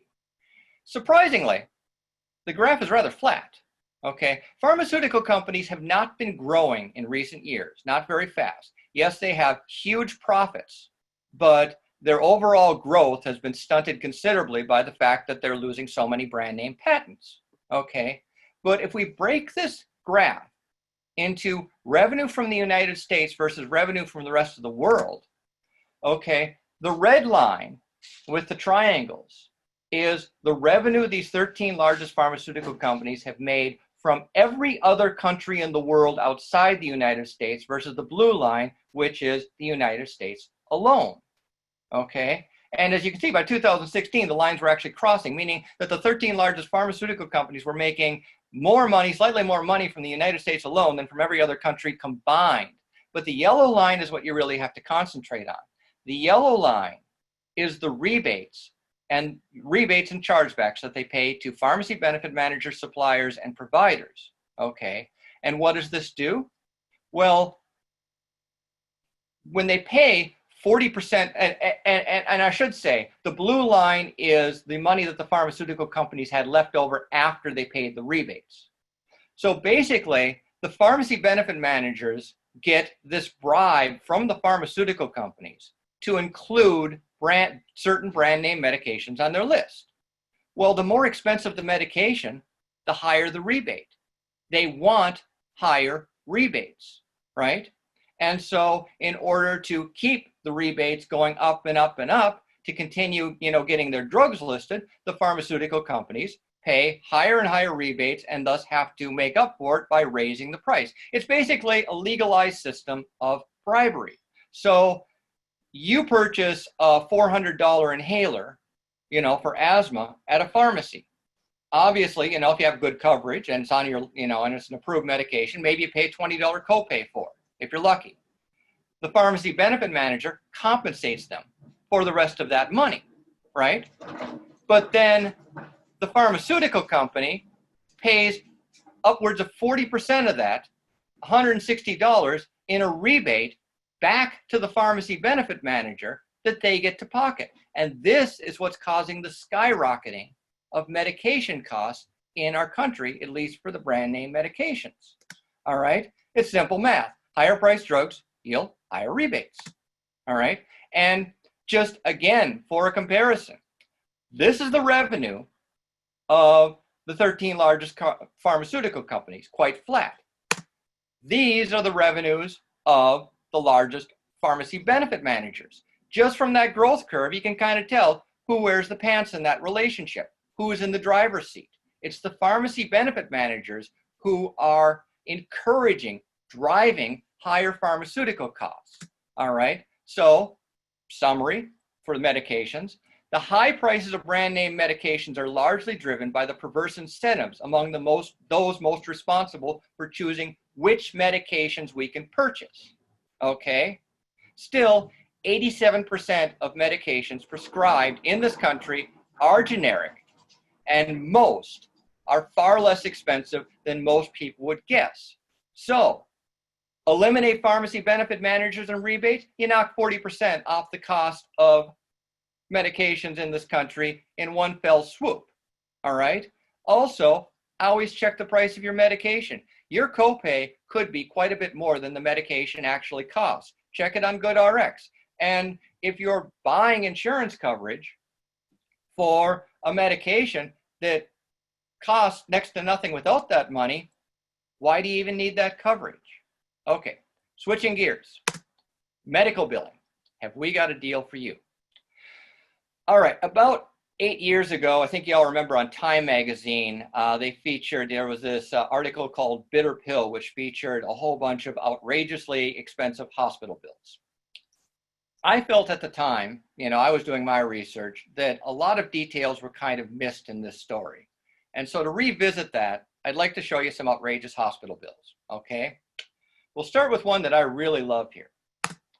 This is for a patient who got sinus surgery as an outpatient procedure at Pacific Surgical Center, outpatient surgical center, all right? And it was about a 1 hour procedure. He checks in early in the morning, he checks out before noon. Okay, now the important thing to look at here is the total amount billed. $97,140 for a procedure that barely lasted an hour, all right? But the other important thing to notice is the discount on that bill. which is the next line, $92,687. In the end, his insurance, Cigna, paid $3,562 for his procedure. He paid another $890 for a total of about $4,450 total was all that was paid on this procedure that was billed at over $97,000. Now, I'm sure someone's going to ask me along the way, well, what happens to that other $92,000? Nothing. It never existed. It's like asking what happens to Santa's elves after Christmas, okay? Santa Claus doesn't exist, neither do these billing charges. And that's something you have to keep in mind. So roughly 5% total was ever paid on this bill by anyone to anyone. Next bill. This is for somebody who was actually hospitalized for 3 days at Alta-Bates Hospital in 2014. Okay, now you're looking at it, the total amount billed, okay, was over $126,000. I know you need to put on your reading glasses for it, but it's $126,714. Again, almost the entire bill was deducted in what they call patient savings, the next column over. $107,000 completely disregarded. Okay, how much was paid on this bill of over $126,000? Just over $19,000. In other words, Alta-Bates Hospital billed this patient's insurance company roughly the price of an Audi convertible. The insurance company returned with roughly the price of a Honda Civic, and Alta-Bates said, okay. The rest of the money disappeared, was never paid by anyone to anyone. But notice, in this case, 15% of this bill was paid as opposed to 5% in the last bill. Here's someone who was a bit sicker, hospitalized for 10 days in 2014. In this case, and he was in the ICU. In this case, the billing charge, total charges there towards the bottom of the very first column to the left, $367,000. That is a lot of money. But in this case, they're calling the discount adjustments. I circled that. Adjustments, $264,000. Again, most of the bill. The insurance paid in 3 payments this time for reasons I don't know, but still, they paid $10, then $68,000, then $34,000. In other words, just over $100,000 plus an extra $100 from the patient. So just over $100,000, or 30% of this bill, was paid on $367,000 in billing charges. You following me? Let's go to the next one. 2-day hospitalization at Stanford Medical Center. 2 days. She had abdominal surgery, released, admitted on July 25th, released on July 27th. Okay. $91,578 billed. This case, the discount isn't nearly so generous. It's only $36,600. This time, the insurance company agrees to pay 60% of this bill for a 2-day hospitalization. So you get 5%, 15%, 30%, 60%, and this one. Guy has a little dust up on his motorcycle. He tips his bike. The ambulance takes him to the ER. They say, you're okay. They dust him off. They send him home. The bill, $16,231. Inexplicably, the insurance company agrees to a more than $11,000 payment on that $16,000 bill and tells the patient he owes them $3,500. For reasons I can't imagine, the insurance company agrees to pay 93% of this bill. 5, 15, 30, 60, 93. You're finding that confusing, I know. But believe it or not, I don't think you're quite confused enough. And so to remedy that, I saved the best 2 bills for last. You ready? Okay. First patient got a hysterectomy at Alta-Bates Hospital and has United Healthcare as her insurance. Second patient got a hysterectomy at Alta-Bates Hospital and has United Healthcare as her insurance. Okay. Both patients get their insurance from work. Both patients are middle-aged. What was the difference? First patient had it done as an outpatient procedure. Okay. She was home by noon the very same day. Checked in the morning, checked out that morning, was home by noon. Second patient, a little bit more complicated. It was a 3-day hospitalization. She had some recovery time. Okay. Both approved well in advance elective procedures. All right. Both in network. As you might expect, Alta-Bates Hospital billed United Healthcare quite a bit more for the 3-day hospitalization as they billed for the day procedure, okay? They billed $86,000 for the 3-day hospitalization, whereas they billed only $41,000 for the procedure that didn't require any hospitalization at all, where she was home by noon. But for reasons I can't imagine, United Healthcare agreed to more than $29,000 in payments for the day surgery, or 70% of the bill, whereas the 3-day hospitalization, they only agreed to, you can see there on the bottom, United Healthcare paid $10,153 and the patient paid $2,788. So just under $13,000 was paid for the 3-day hospitalization by United Healthcare to Alta Bates Hospital, whereas over $29,000 was paid for the procedure that didn't even last till noon. What are we seeing? Absolute chaos. And this is what you need to understand. Hospital billing charges are complete works of fiction. There's no other way of putting it. Not only that, payments have very little to do with the actual billing charges, and they also have very little relation to the medical services provided, even by the same insurance company to the same hospital. You think I'm exaggerating? This was sent to me a few years ago. I'm a single practitioner, okay? It's just me, all right? This is Blue Shield of California telling me the range of payments one insurance company will pay me, one doctor, in a single year for the exact same services, okay? Hospitals, a large hospital provides as many as 10,000 services, okay? They see several thousand outpatients a week. They deal with dozens of insurance companies. They have absolutely no idea how much they might get paid for any given medical service from any given insurance company on any given day. It's really that arbitrary. Those bills prove that. Okay, so why is there such rampant overbilling? Well, hospitals have no idea how much they'll get paid, so they set this arbitrarily and insanely high price on every medical service they provide. They take what they can get. 5%, 30%, 80%, pick a number. And that's how it's done. And people don't realize that's how it's done because it sounds too crazy to believe, yet it's what you're seeing. Now, within chaos, you can see certain patterns. This is from CMS data based on just about every hospital in the country, all right? So it's about 5,800 hospitals throughout the United States. Total billing charges is the blue bar. This is the total amount nearly all hospitals in the country sent out in total billing charges for absolutely every service they provided, inpatient, outpatient, the CT scans, ER visits, everything. The green bar is how much they got in total payments, all right? In other words, by 2015, hospitals in the United States got an average of about 28% on what they billed, okay? Mostly because of the discounts, adjustments, and patient savings that you saw on just about every bill. In other words, they billed over $3 trillion, got paid about $800 billion on all of those billing charges.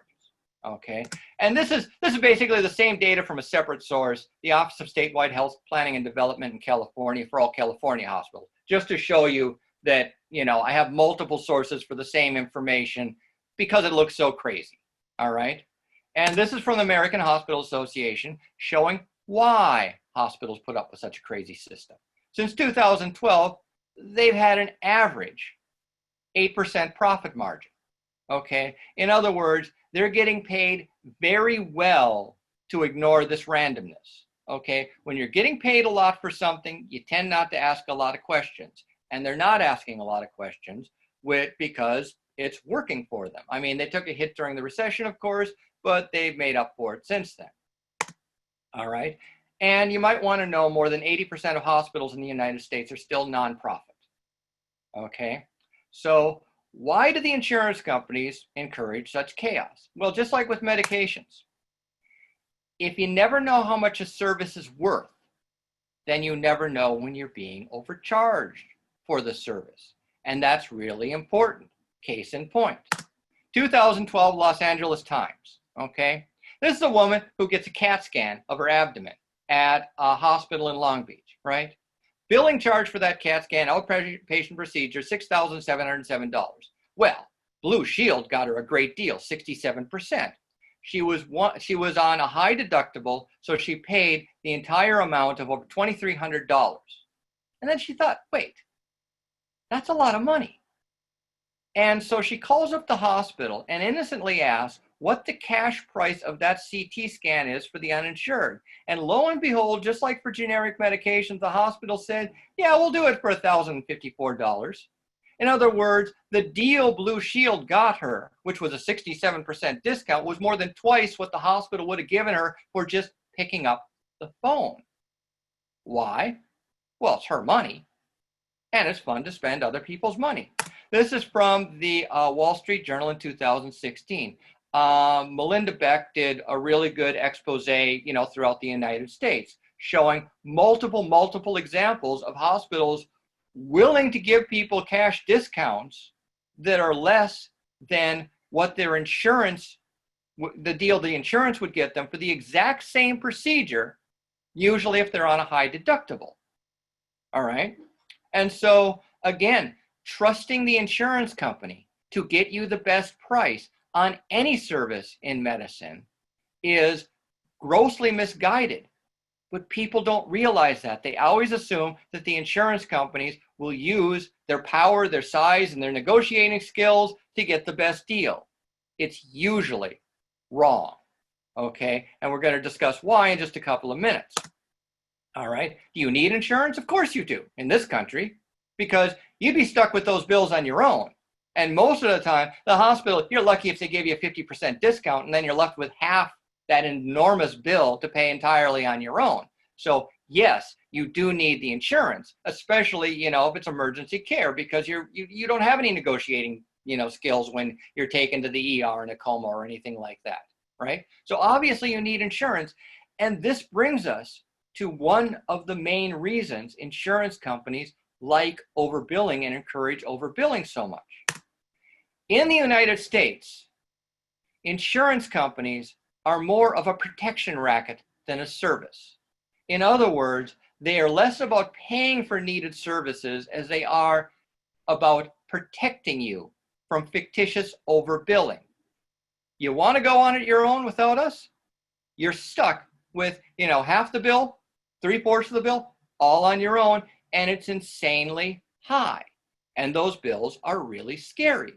So what this does is it obligates us to use insurance for every medical service, no matter how trivial, because those billing charges prevent us from paying for it on our own. And what this does is it prevents us from understanding how much any of this should cost.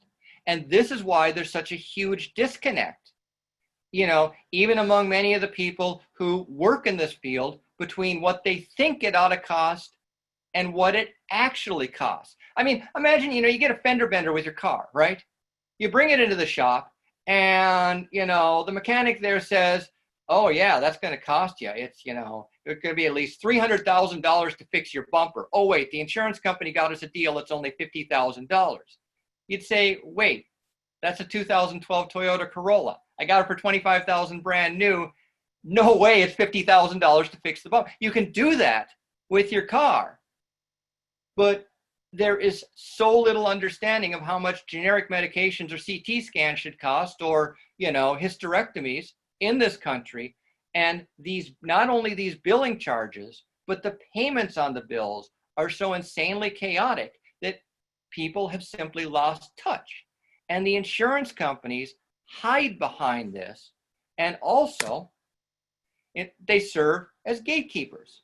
Instead of rationing scarce and expensive resources, which is what they're always telling us they're doing, they actually make their money by bottlenecking goods and services that ought to be inexpensive, as you see constantly, okay? They aren't just, they say, oh, we're being fiscally responsible, okay? We're making the tough decisions. You shouldn't have that test. Now, if you think the test is $5,000, that sounds more reasonable than if you know the test is $300, right? I mean, if you think that goods and services are 5 or 6 or 10 times more expensive than they really are, then suddenly the insurance company's, parsimonious behavior seems reasonable. Just like if, Patricia Bernstein thought her medications really were $1,500 rather than $40, okay, suddenly it seems reasonable for the insurance company to not want to purchase the medication, right? It gives you this illusion. But what the billing charges also do is they allow the insurance companies, just like the pharmacy benefit managers, to deliberately drive up prices in healthcare to increase their overall revenues. It works through what's called the medical loss ratio. You've probably all heard of it. And you say, okay, well, that's a good idea, right? Insurance companies are obligated to spend 80 or 85%, depending on the type of policy. They're not always obligated, but they usually do stick with a medical loss ratio of 80 to 85% of all of their premium revenue should be spent on healthcare expenses. That sounds like a good idea, right? Because it makes it look like they can't have these huge overhead costs wasting your money. Unfortunately, since they are able to pick and choose all of their own prices in a system where almost nobody ever knows what anything should cost, and here's a graph which basically shows that most of the insurance companies stick with that. What they do is they keep their margins tight, okay? This is the average profit margin, okay, for the 7 largest health insurance companies in the country. And you notice it's a pretty tight 3 to 6%. They're not huge. They're comfortable. They're constant, they're comfortable, they're not huge. But you got to ask 3 to 6% of what? Okay, because 3% of $100 billion is a lot more than 3% of $20 billion. And by the time you get to 3% of $500 billion, you're talking some serious money. In order to keep their revenues climbing, in order to keep the profits climbing, they just have to keep the revenues climbing. And when they can write their own ticket by determining the price of everything, they can continually and persistently drive healthcare prices up by paying more and more and more. And they have these huge billing charges to provide them cover. Okay, is a 67% discount on your hospital bill a good deal? Well, not if 90% is closer to the right price, right? Or 95%. You don't know. And if you don't know, they can hide behind that. And this, again, explodes one of the biggest myths about health insurance companies. We always assume they are about saving money. They are about being parsimonious. They are about making the tough, fiscally responsible decisions. No, they're not. They're about squandering money like drunken sailors, and while at the same time making it look like that's what they're up to. And this is why they throw so many barriers in front of people. It's like they want to prevent you from getting this, that, and the other thing because, oh, it's too expensive. Not telling you that most of the time it isn't. And so here's what the MLR misses. Health insurance companies are required to spend at least 80% of their premium revenue on healthcare. They're not required to spend that money wisely. Big example. So from the Office of Statewide Health Planning, and Development, what I did was I went all the way back to 1995 for pretty much all the hospitals in the state of California. And I compared how much Medicare, Medi-Cal, which is California's Medicaid, and private insurance companies spent per inpatient admission. All right. So for every inpatient that either had Medicare, Medi-Cal, or private insurance, how much was spent by each of the entities, right? Excuse me. So you can see in the 90s, the private insurance companies, Medicare and Medi-Cal, pretty much, traded places. It was relatively even, about $8,000 per patient, okay? But since 2000, when the health insurance companies started discovering that, profit through squandering, they started paying more and more and more relative to Medicaid and Medi-Cal. Now you got to think, Medicare covers the elderly and the disabled. Medi-Cal covers the impoverished. Who ought to cost more? Who does cost more? It's the opposite. The private insurance companies are spending far more per hospitalized patients, even though on average they cover the working well. And here's the same data for each and every outpatient visit. Okay, each and every outpatient procedure provided by hospitals, Medicare, they're paying, by 2016, they were paying almost twice as much for hospitalization and for outpatient service as the private insurance companies. Why? They want to. Drives up the revenue. They can only drive up the revenue through driving up their costs, and the billing charges give them all the cover in the world to drive up those costs. Okay, now, I'm sure some of you are thinking, no, that's not what's going on. What's really going on is these big, huge hospitals are pushing around these poor little insurance companies. Maybe you're not thinking that, but even if you are, I'm about to destroy that myth, okay? The single largest hospital conglomerate in the entire United States is Hospital Corporation of America, okay? They run more than 170 for-profit hospitals in this country. Most hospitals are nonprofit. The majority of hospitals are still independent, are still relatively independent. I mean, even giant hospitals like Cedars-Sinai, okay, are single independent entities. If you compare Hospital Corporation of America, just in terms of total revenue, to the largest insurance companies, okay, and keep in mind, Hospital Corporation of America is about twice as large as the next two hospital conglomerates, okay, and it's slightly bigger than Cigna. Then, this was in 2017, Cigna's grown since they bought Express Scripts, but it's dwarfed by the largest health insurance companies. United Healthcare, Anthem, Humana, Aetna, all much bigger. In fact, United Healthcare has nearly 50 million members, which is almost as many people as Medicare insures, about 56 million members. So to say, to even imply that the insurance companies are being pushed around by the hospitals, no. The insurance companies know they can grow their revenue by paying more, and the hospitals aren't asking any questions because nobody ever complains when they're getting overpaid. And so you see costs skyrocketing, revenues skyrocketing, profits skyrocketing, and we in the United States pay twice as much as the rest of the developed world for our health care, with poorer outcomes to show for it, and they say, what are you going to do? Look at those bills we have to pay, even though, for the most part, they don't. So in conclusion, health insurance companies, just like pharmacy benefit managers, benefit from higher prices, and the outrageous billing charges and chaotic payment system give them a huge amount of cover to raise their costs at will. Okay, so the entire myth of the parsimonious insurance company that's always making the tough decisions and denying health care because, oh, we've got to save the money and we've got to be fit, that is a complete snow job. It has nothing to do with reality any more than the myth that all prescription drugs in the United States are expensive. All right, questions? Anything? Anyone? Wow, thank you, David. I think we need to take just a second to process that a little bit. Wow. Yeah, I had to talk rather fast. I have so much stuff to go over. I didn't know what to leave in, what to leave out, you know. I wanted to keep it, under 50 minutes. Right, and nine years of studying this, you had a lot of material in there. Thank you so much. And thank you for I didn't even cover health insurance companies. That's where the sparks really fly. And thank you for your energy, because you made this presentation really easy on our ears to listen for this long after we've already heard Edward earlier this evening. So I'm taking a look to see what we have for questions. I see Joanne and Corinne have questions. So Joanne, if you want to go first, unmute yourself, and Corinne, be ready to jump on after her.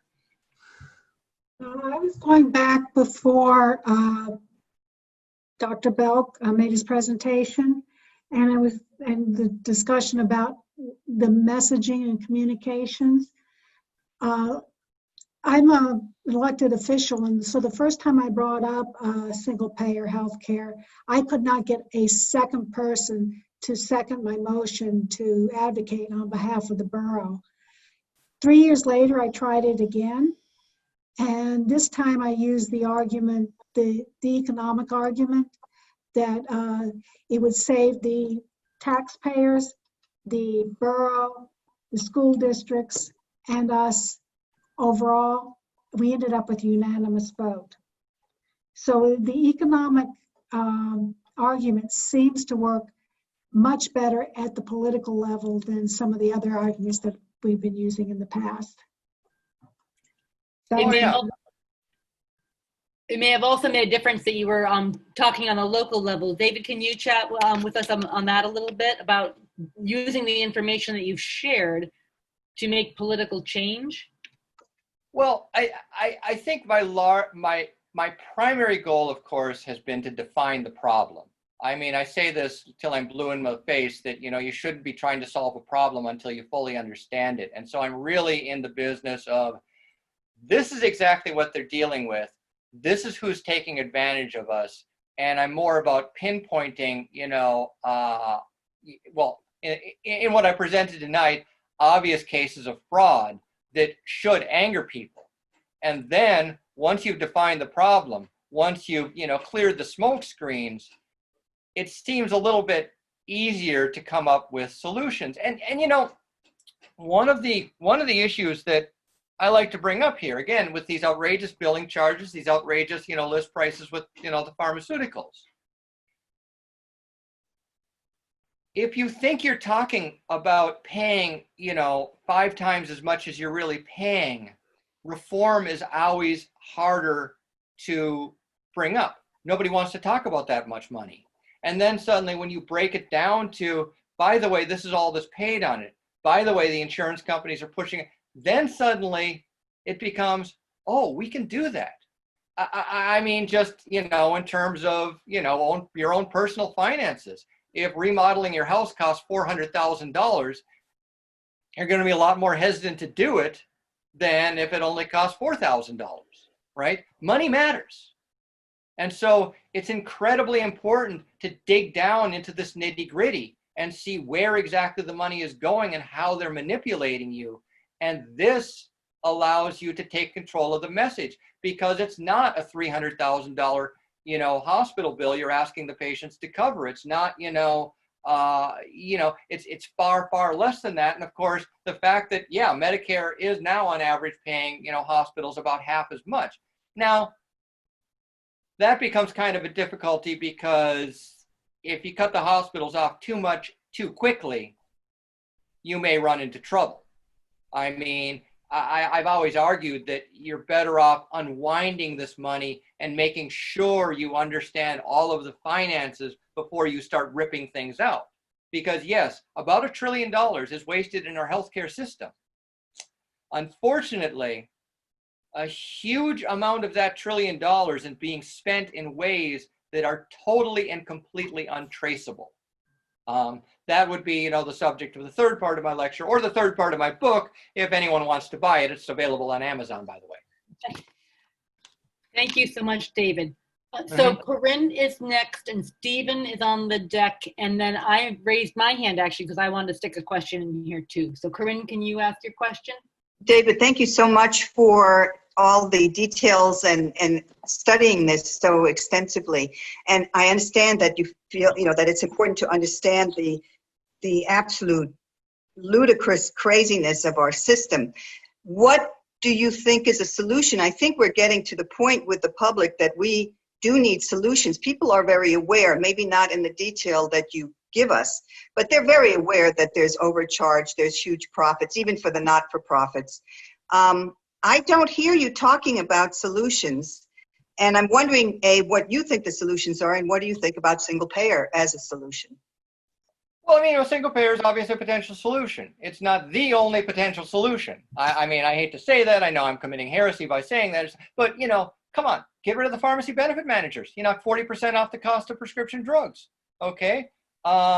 You expose all of the finances in healthcare.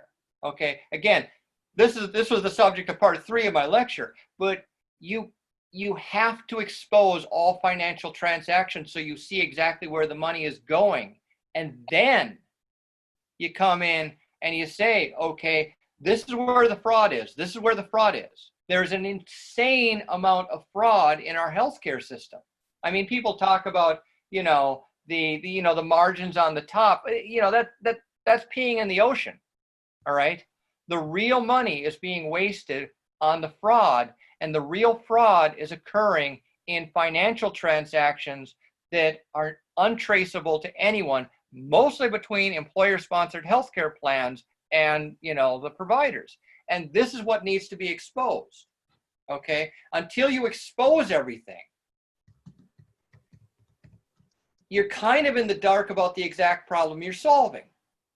Okay, yes, single payer is a very, very effective healthcare system. We know that. It works in the UK, it works in Canada, it works in Australia, but implementing it means unwinding all of what's going on in our current healthcare system.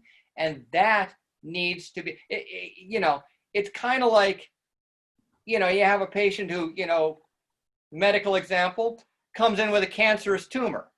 The tumor is bad, you have to remove it. But any good doctor is going to tell you, you don't just cut it off with a samurai sword. You have to go in and look at all the places, all the ways that, it's affecting the person.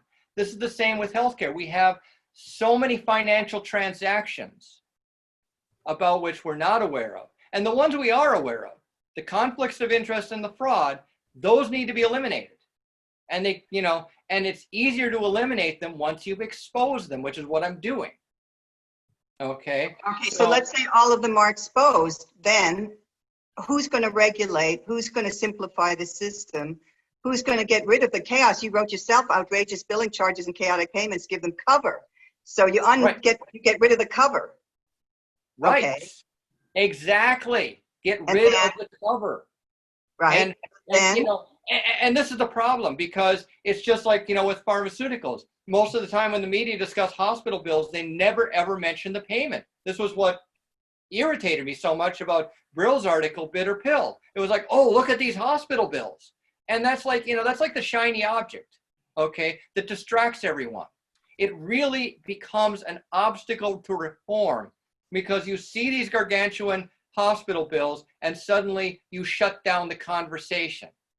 And if anybody were to just say, and on this $80,000 hospital bill, they actually paid $11,000.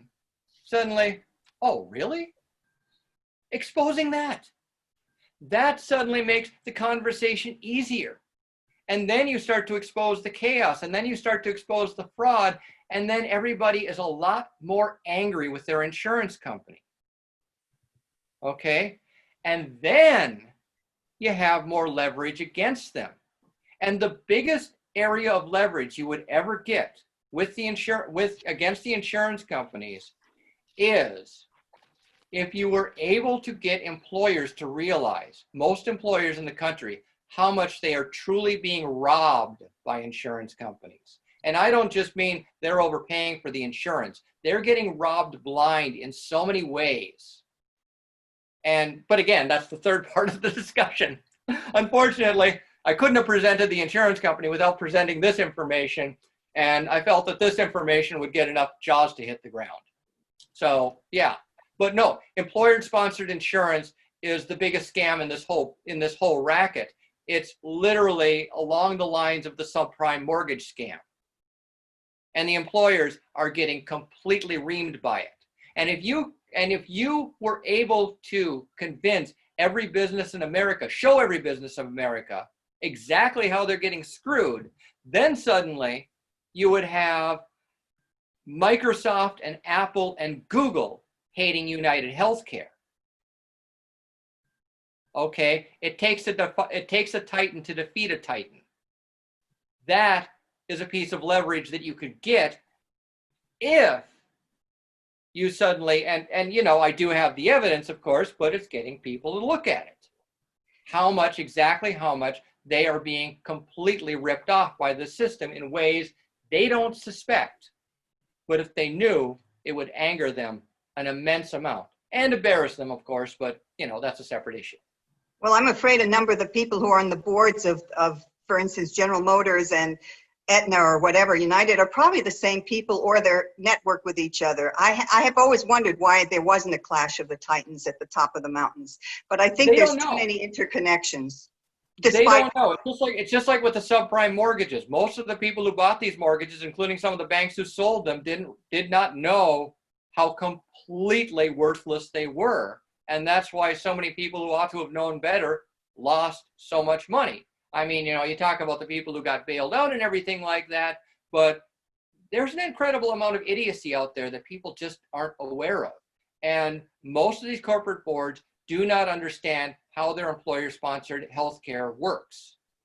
Okay, and no, it's in fact, I would imagine that, you know, the CEO of Aetna probably doesn't totally understand how they work, but that's a separate issue. They're in for marketing. They're not really in. They don't understand most of this. Okay, but no, General Motors and Apple and all the big corporations, Citibank, they are being taken advantage of in a huge way by these plans. They don't know about it. I guarantee it. Convincing them, you know, there was a saying, I think it was attributed to Mark Twain, but I'm not sure that he said it. It's much easier to fool someone than convince them that they've been fooled. That's your challenge. Thank you, David. So it sounds like we need to have you come back for another talk on another week, on another office hours. We do have a number of people raising their hands. You know, we had planned to break into small groups, but I'm kind of thinking that a lot of people want to ask their questions of you rather than other people in a small group, and you can only be in one of those small groups. So I'm going to go ahead, if everybody's okay with that, and if you're not, write something in the chat bar if you say you really want to go into small group discussions. And we could have some of you go over and just the rest of people stay in the main room here. So put something in the chat bar if you'd like to do something different. But for right now, Corinne, if you could put your hand down. Steve Kemble, you're up next, then me, and then Pam. And we'll keep on going. Okay, Steve, can you unmute yourself? I'm in Hawaii, and I wanted to describe what's happened here because I think it helps inform what, you know, it amplifies what you have to say, but also offers a way out.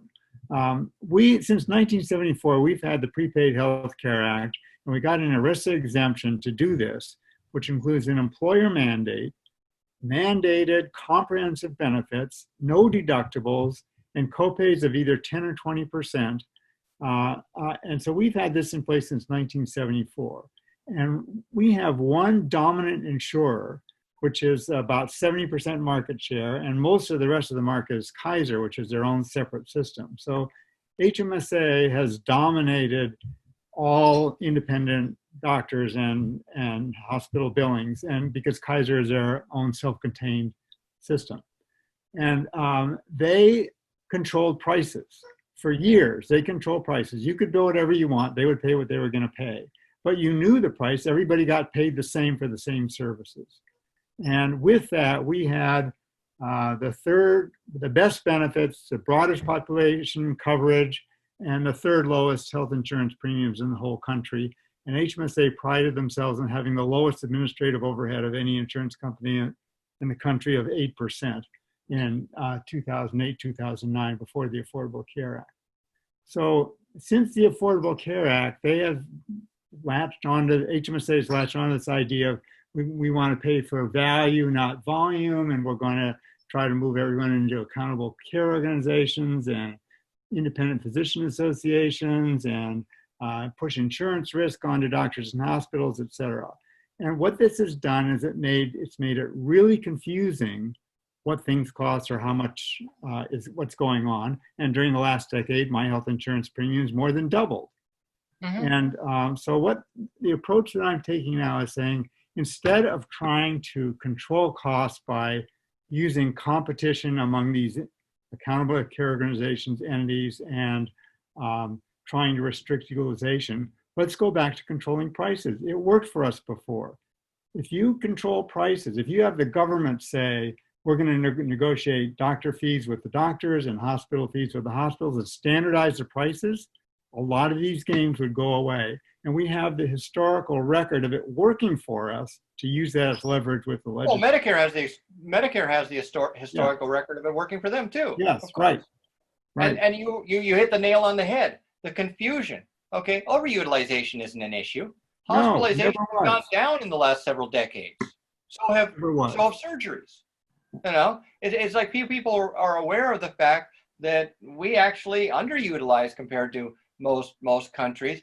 And utilization is certainly not driven by, patients wanting more procedures or even doctors wanting to order more procedures unless there's specific kickbacks involved, which does happen. Okay. We're having a special on colonoscopies. How many do you want? I know. Exactly. But that's the whole point. A lot of the stuff you're talking about, you increase the confusion, you start increasing your own cost, you start increasing your own revenue, and everyone says, hey, wait, we love this game. And that's why your premiums went up. Yeah. The other thing we're trying to do is get the state to self-insure their own employees and retirees, and also to take that Bad idea. Because those things would break the grip of the insurance companies on the state legislature. Self-insure how? Self-insure is already done for employee benefits in 29 states, which is the majority of states. And it's a horrible idea. It's an absolutely horrible idea, because when you self-insure, you pay for the medical care yourself. But guess who determines how much you pay and who you pay it to? They contract with insurance companies. And so instead of eliminating the middleman, all of these self-insurance plans, these administrative service contracts, have basically created a system where the middleman has absolute authority and no accountability. They're no longer spending their own money, and they're no longer giving, yes, I've gone over these administrative service contracts. This is the scam that's being placed on employers, states, everything. In fact, I'm going over it now, right, with the whole self-insurance thing. Well, you cannot allow the insurance company to control the prices, and if you're going to self-insure, that doesn't make any sense at all. That's of course it doesn't, but that's how they're doing it. Idiocy. Yeah. That's what I'm talking about. Yeah. Yes, I wrote an entire chapter on how ASCs are formulated and how they work and how they are used to completely hoodwink nearly every business in America. That's what I was talking about, before. Yeah, the entire administrative service contract, because what you do is you sign over an account that you possess, but that the insurance company can write checks off of. And the assumption is, the insurance company is going to try to save money and negotiate good rates. Of course they don't. I just told you that, right? No. Right. And not only that, there is practically no ability of the employers to audit the insurance company. They basically write into the contract, you can't have any information on the medical care that we negotiate. And, I've been going over these contracts with, and it's insane. And so until because technically, if you're going to self-insure, you got to do the whole thing. Right. You got to actually control the insurance. You can't just, because not only that, and this is what I'm talking about, hidden financial transactions, right? Because the insurance companies then never actually possess the money with which they pay for medical care. It's never theirs. It's the employer's. That means that the insurance company never has to account for it in any way, shape, or manner, except to the employer, who can't audit them.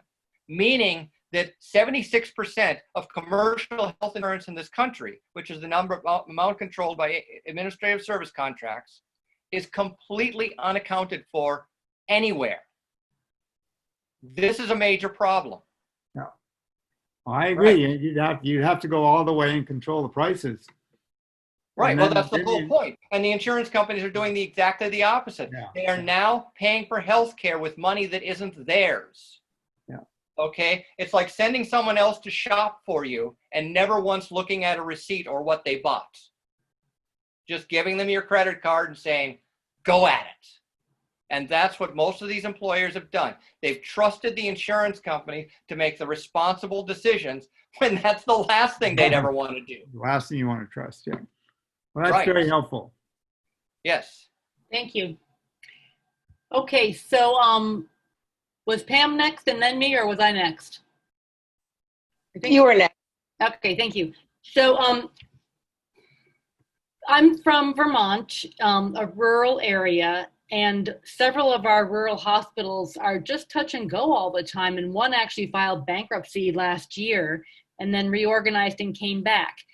Mm-hmm. And what we hear is that rural hospitals and other hospitals that served underserved areas that have higher Medicare and Medicaid percentages of populations among their, in their catchment area are, can't make it they say that if we went to all Medicare at the same reimbursement rate that Medicare is, that they would all fold, and that the private insurance is, compensating for that. Can you speak on that a little bit? There's a reality to that, and you saw private insurance company on average was paying twice as much, not because they're being charitable to the hospitals or because they love them, but because it drives up the revenue. And yes, Medicare would need to buck up a little bit on their payments. Medicare deliberately underpays by about 5-10%, and so that's a problem that again has to be fixed before you go into a single payer. Now, what you're describing is, of course, something that's going on for decades. There are rich and poor hospitals in this country, just as there are, rich and poor people. The distribution of wealth is about the same. So when I say the average profit margin for hospitals is 8%, you have these huge metropolitan hospitals totally cashing in. And a lot of the smaller community hospitals are, have been going belly up. I mean, hospitalization in general has been going down, down, down since the 1980s. I describe that. I take 2 full chapters in my book to describe that entire process. And so something would need to be done about that to ensure that necessary medical services aren't interrupted while you transition to, different ways of paying for care. And that is an important consideration. I mean, far too many people who are advocating for healthcare reform have the sort of simplistic notion that we can take $1 trillion out of our healthcare system, the CEOs of United Health Group and Anthem will be in soup lines and the rest of us will just be fine. It's not that easy, okay? $1 trillion is 30% of our healthcare expenditures. And you have to be very, very careful how you remove that. Like I say, it has to be unwound. And you have to assess all the finances, where all of the money is going before you just rip 1/3 of our healthcare budget out. I mean, yes, Medicare for all is a very viable system in the countries that it has. But right now, we don't have that. We have this insanely convoluted, fraudulent system that most people within it don't really understand that well. You have to bring up the understanding and shed light on all of these transactions before you can rip that $1 trillion out. You should never rip it out. You need to just, and that's something people need to understand. It's a huge part of the last chapter in my book. Thank you so much, David. I really appreciate that. So Pam is up next, then Maureen Cruz and Marcia Stedman. So if you can each be ready to pop in, we want to try to get everybody answered here before 11 Eastern or 8 Pacific. Yeah, my question is about the hospitals. I mean, don't the hospitals negotiate with the insurance companies to get how much they're going to get paid for a procedure? Really, no. I mean, there's sort of, there are contracts, but no one's ever seen them. And near as I can tell, they're pretty ambiguous. And you can tell by the bills that I showed you, okay? I mean, it's almost nonsensical. And I've talked to people who do, a lot of them, work for the these employer-sponsored administrative service contracts, and the insurance companies themselves farm out the negotiation, and you'd be surprised how many of these bills are negotiated on the fly.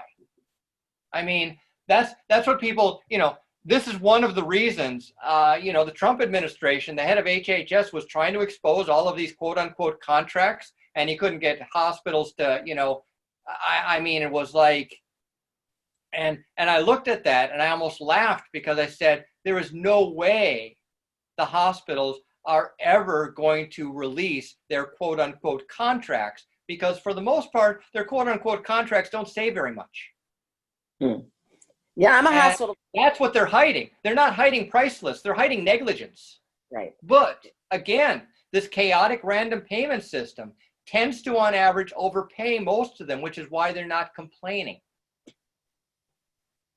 And the other thing that, well, the question about self-funded for the government workers, I mean, in the state of Illinois, I thought that they were self-funded. And what happened, I mean, we had an insurance company that didn't pay the bills, but set the bills. And then the state had to pay the bills. And then they got so backed up, it was a disaster for the providers. Plus then the people that were handling the bills were turning around and charging the providers a handling fee for handling the bills. So Sure. we'd get a bill like from HealthLink every month for how many of our claims we sent through, and all HealthLink did was process the bill so that the state could theoretically pay it. Well, that's the whole point about self-funding. You self-fund, but you don't control the funds. The insurance company controls the funds. You just pay for it yourself with your money. They determine how it should be paid. And if they completely screw up, which they often do, then that's on you. And that's why these administrative service contracts, I mean, basically, you know, the administrative service contracts have given carte blanche to the insurance companies. And as they have grown and grown and grown, they become increasingly more negligent and irresponsible on how they manage the self-funding entities that are, you know, paying for their own insurance. Like I say, they sold it as cutting out the middleman. But what it really did was it placed the middleman in a position of absolute power and zero accountability. And it you know, it's a disaster. It's the biggest disaster in healthcare. And there's a lot of disasters in healthcare, so that's saying a lot. Thank you. Thank you, David. Maureen, you're up next. Maureen, can you unmute yourself?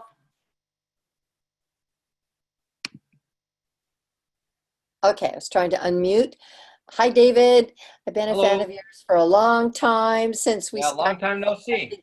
5 or 6 years ago. Healthcare for All Los Angeles. Yeah, a couple of things, I guess. The very first thing, you were talking about the Fortune 500 companies, how maybe they don't understand what's going on. Why should they don't? I actually don't think that's the case, because there were only, a study was done a few years ago, there's only 350 board members of the Fortune 500 companies, and they all sit on multiple boards. And I mean, they're really all about profit and extraction wherever they can. So I think they understand very well. But you know what they discuss at these board meetings? I'm sorry, what? You know what they discuss at these board meetings? Probably stock prices. Yeah, stock prices, right. Boards are all about stock prices. Right. They understand their stock prices, and they do everything they can to drive their stock prices up. Right. Anything else going on with the company is uninteresting to them. Right. So they don't need to understand anything. Right. But my second point, you know, I read your book. I think it's fabulous. I haven't written to you back about it yet, but I thought it was really great. I read it about a month ago. When you your focus is over and over. You say that, you know, the payments and the billing and, you know, all the scamming that we have. But single payer would just remove the insurance. Insurance should not exist in healthcare. Insurance is about extraction and profit. So, I mean, it is the middleman. So we've talked years ago about single payer.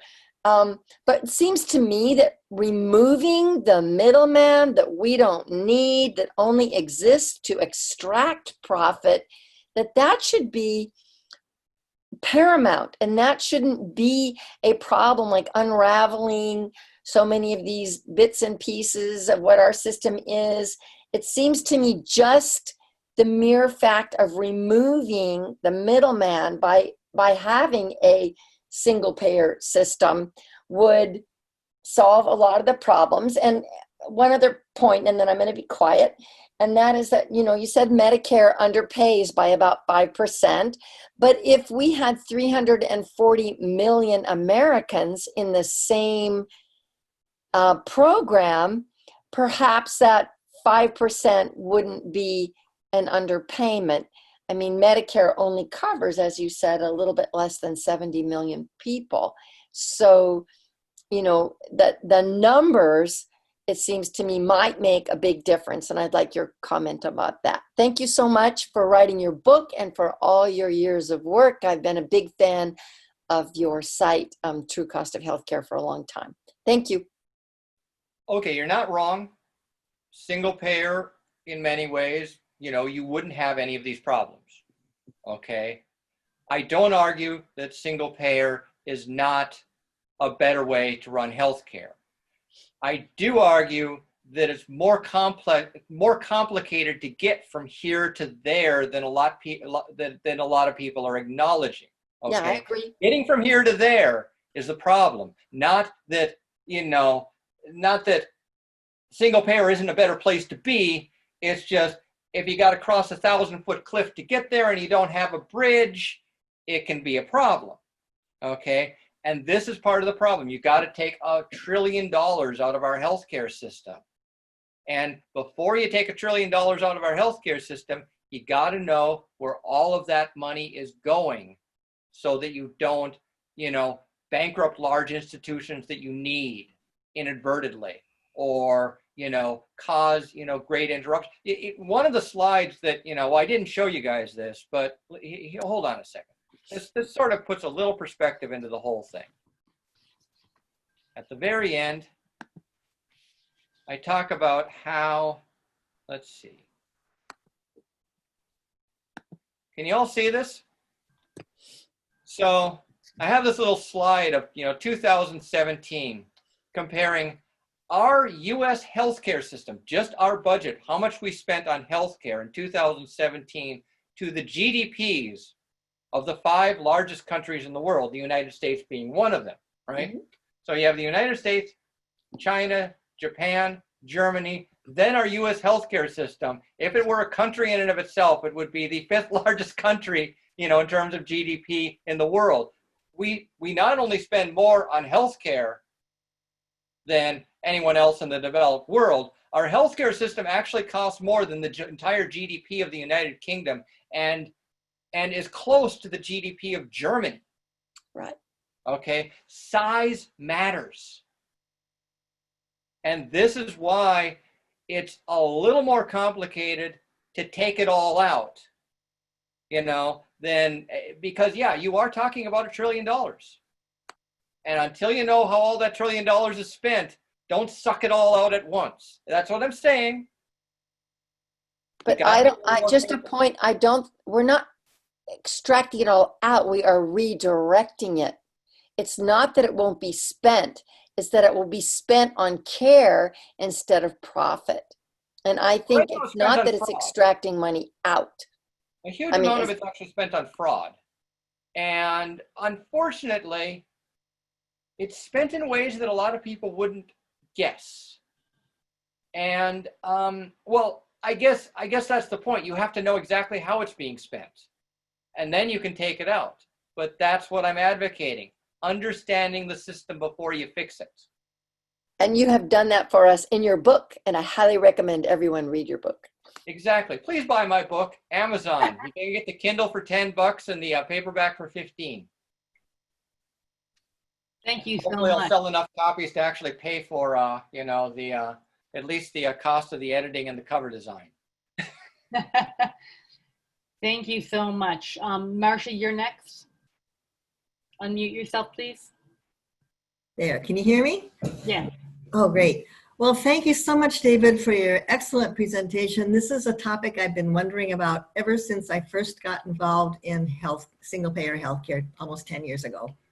I wanted to know why, what's the driver of the enormous cost in our healthcare system? Is it based on what the providers are billing the insurance company, or is it based on what the real price of the service? Anyway, I won't go into any more detail on that, but when you were talking about self-insurance, self-insured companies, I thought of in the sense of titans of business. There are those 3 companies that are forming their own health insurance company. It's I think it's Amazon, maybe it's Microsoft, and maybe it's Chase Bank. And I Yeah, maybe no, Buffett was involved in there. What? um, And I Warren wanted to Buffett, know. Warren Buffett. Pardon me? Buffett. Buffett, yeah. And so I wanted to know how that fits into the mix in all this. Does it drain money away? Is it another layer? Is it just an administrative system? Honestly, I have no idea. I haven't seen any of the details of it, and they're not really sharing any. They just think that they have this great idea, and you know, given their general predisposition, I doubt it'll be helping the patient. I doubt it'll be helping their employees that much. It's right. The idea. Well, two things. One, I have argued in the past that if you're going to self-insure, you really ought to take over the whole thing yourself. Make the decisions. Don't just spend the money. Don't just give someone a blank check to make decisions for you, ever. I mean, that's a stupid idea, okay? Unfortunately, I think any company that has no real experience with healthcare trying to do this. Now, of course, Warren Buffett has a lot of experience with insurance. But, you know, the whole healthcare system is probably as confusing to him as it is to anybody else who is coming into it from the outside, or even people from the inside. And I fear that they would set up a system that would ignore a lot of details that they would only find after the fact they shouldn't have ignored. That would be my fear. Though, again, I have no idea what they're planning, what they're going to do. So I could only speculate with blind guesses. Oh, thank you so much. And thank you for your presentation. I'll be buying your book. Thank you. Thank you. So I do think I saw a headline saying that those three gentlemen had decided that they weren't actually able to do what they thought they could do. And I did a quick search and couldn't find the same article to refer to that. But I'm not sure that that's actually going anywhere. Wouldn't shock me. So it's 2 minutes before 10. We did not do any small groups. Please let me know. You can send an email to WAITTVT@gmail.com. So if you want to remember what that is, we're all in this together, Vermont. WAITTVT.com. I'm sorry, WAITTVT@gmail.com. And anybody who wants to spend just a couple minutes telling us how we thought things went, what other topics they would like, what did not work well for you so we can try to improve again, that would be great. And David, thank you so much for your sharing with us today, and we'll have to talk with you about having you come back again. Anytime. You can tell I love talking about this stuff. And Ed, if you're still on, thank you so much also. That was a great presentation. So we're hoping to have these videos available for people to watch. We also would like to get the slides from the two different speakers, and if you could have them available in PDF form also, we can share those for those who don't have PowerPoint or who just find that easier to look at. Also, the chat bar will have Mike hopefully will record that chat bar so you can get the whole thing. Anybody who came on a little bit later wouldn't get what was going on in the chat room the whole time. So we'll try to get that together too. Mike, do you have anything else you wanted to say? No, I'm just very happy with the turnout and the quality of the presentations and the questions. Thanks to everybody. Great, thank you. So, so if you were able to stay on and just share if there were any things you would like us to try to improve on or topics you'd like us to cover or something, that would be great. And thank you all for your participation. Thank you. See you all later. Bye. Thank you. So we still have 16 people here, and I'm not seeing how to do the gallery view. I'm still viewing David Belk's screen. Should be way at the right up in the right upper corner. There we go. Great, thank you. Okay, so so we now are down to a few enough numbers that we can fit in one view of the gallery. So anybody have any comments that they could share about glitches, technical, or awkwardnesses about going in or out of rooms or anything? How, you know, whether you were disappointed that we didn't have small group discussions, and just in general, this last part, making the last minute decision to just have David answer our questions so everybody could hear his answers rather than a small group discussion. What are your thoughts about that? Jean, can you share? Yeah, I have to unmute yourself. Oh, she's unmuted. Right. Okay. Oh, okay. Yeah. No, I think it went very well. It was good decision at the end, I believe. Just a question with him. Thank you. Thank you. Any other comments? I can't see people who I have all kinds of tiny little things that were bad. I'll tell you later. Okay.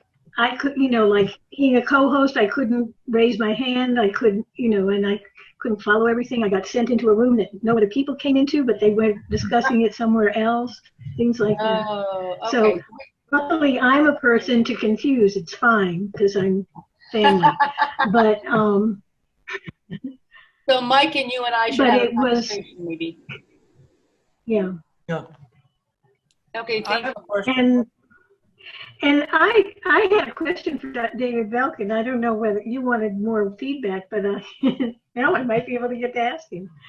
But don't we have the cataclysm now that we need to take the $1 trillion out? I mean, isn't it just falling out anyway? I'll get back to you. Can we take advantage of this? Can we take advantage of this to try and reorganize it? Yeah, you don't know till you know. I mean, it's quite possible. They always say crisis is an opportunity, and we'll see in the coming months. But right now, this whole situation is still in flux, and I don't pretend to be able to predict the future better than anyone else should. So I don't know. Thank you.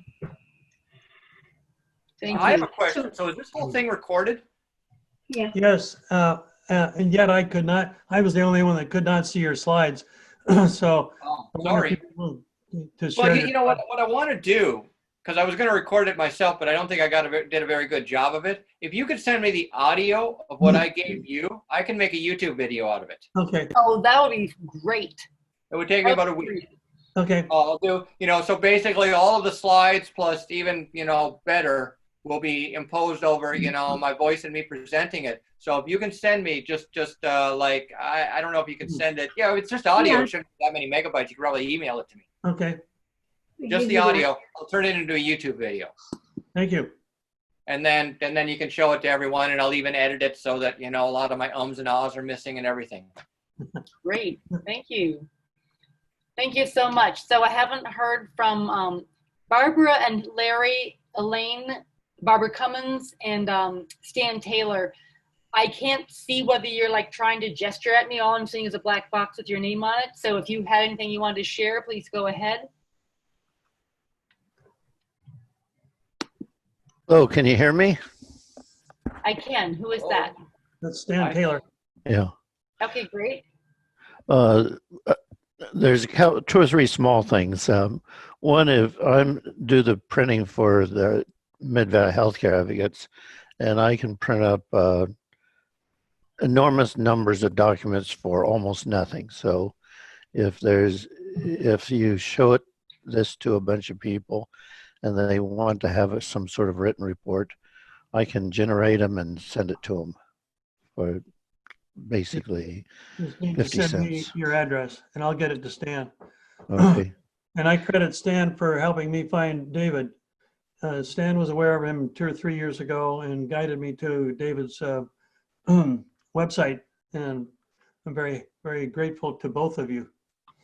And I want to send David Belk my modest proposal for reforming healthcare, just to show how. Don't worry about it, Stan. Bad We'll idea. talk about it later. It's a Jonathan Swift thingy. But there's other people waiting to talk, Stan. Okay. Okay, thank you so much. And thank you for that offer for the printing. Thank you. So who else is wanting to speak? Did you see hands raised? I wasn't seeing that. But it is, it is the end of the, what is it? 11:05. So if there nobody else has anything to share, thank you so much for sticking on to offer what comments you did.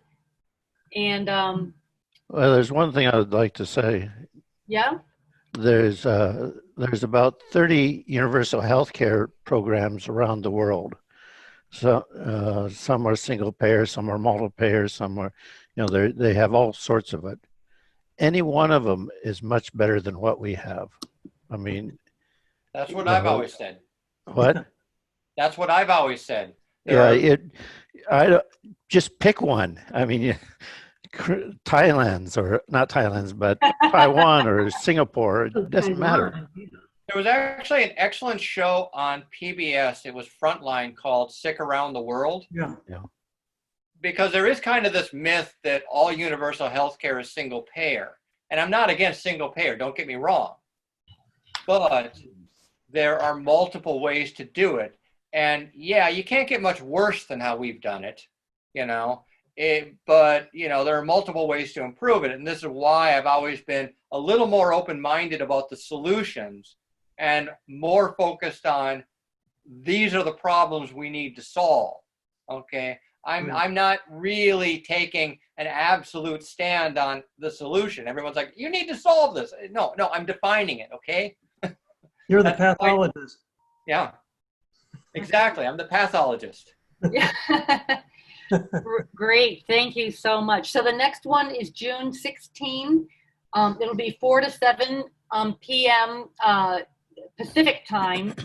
And we don't have specific topics chosen yet. We haven't had, I did have one person send an email with a few ideas. But if you have other ideas, you know, share those as well. You know, send an email to Mike or me or to that Wait TV VT that I had called out. And if you feel comfortable leading a small group discussion, it'd be great if you sent me an email and maybe the list of topics that you feel really comfortable about. Thank you so much, everybody. Appreciate your time, and I appreciate your commitment to trying to get healthcare for everyone. Bye. Thanks, Betty. Thank you. Good night. Good night. Thank you.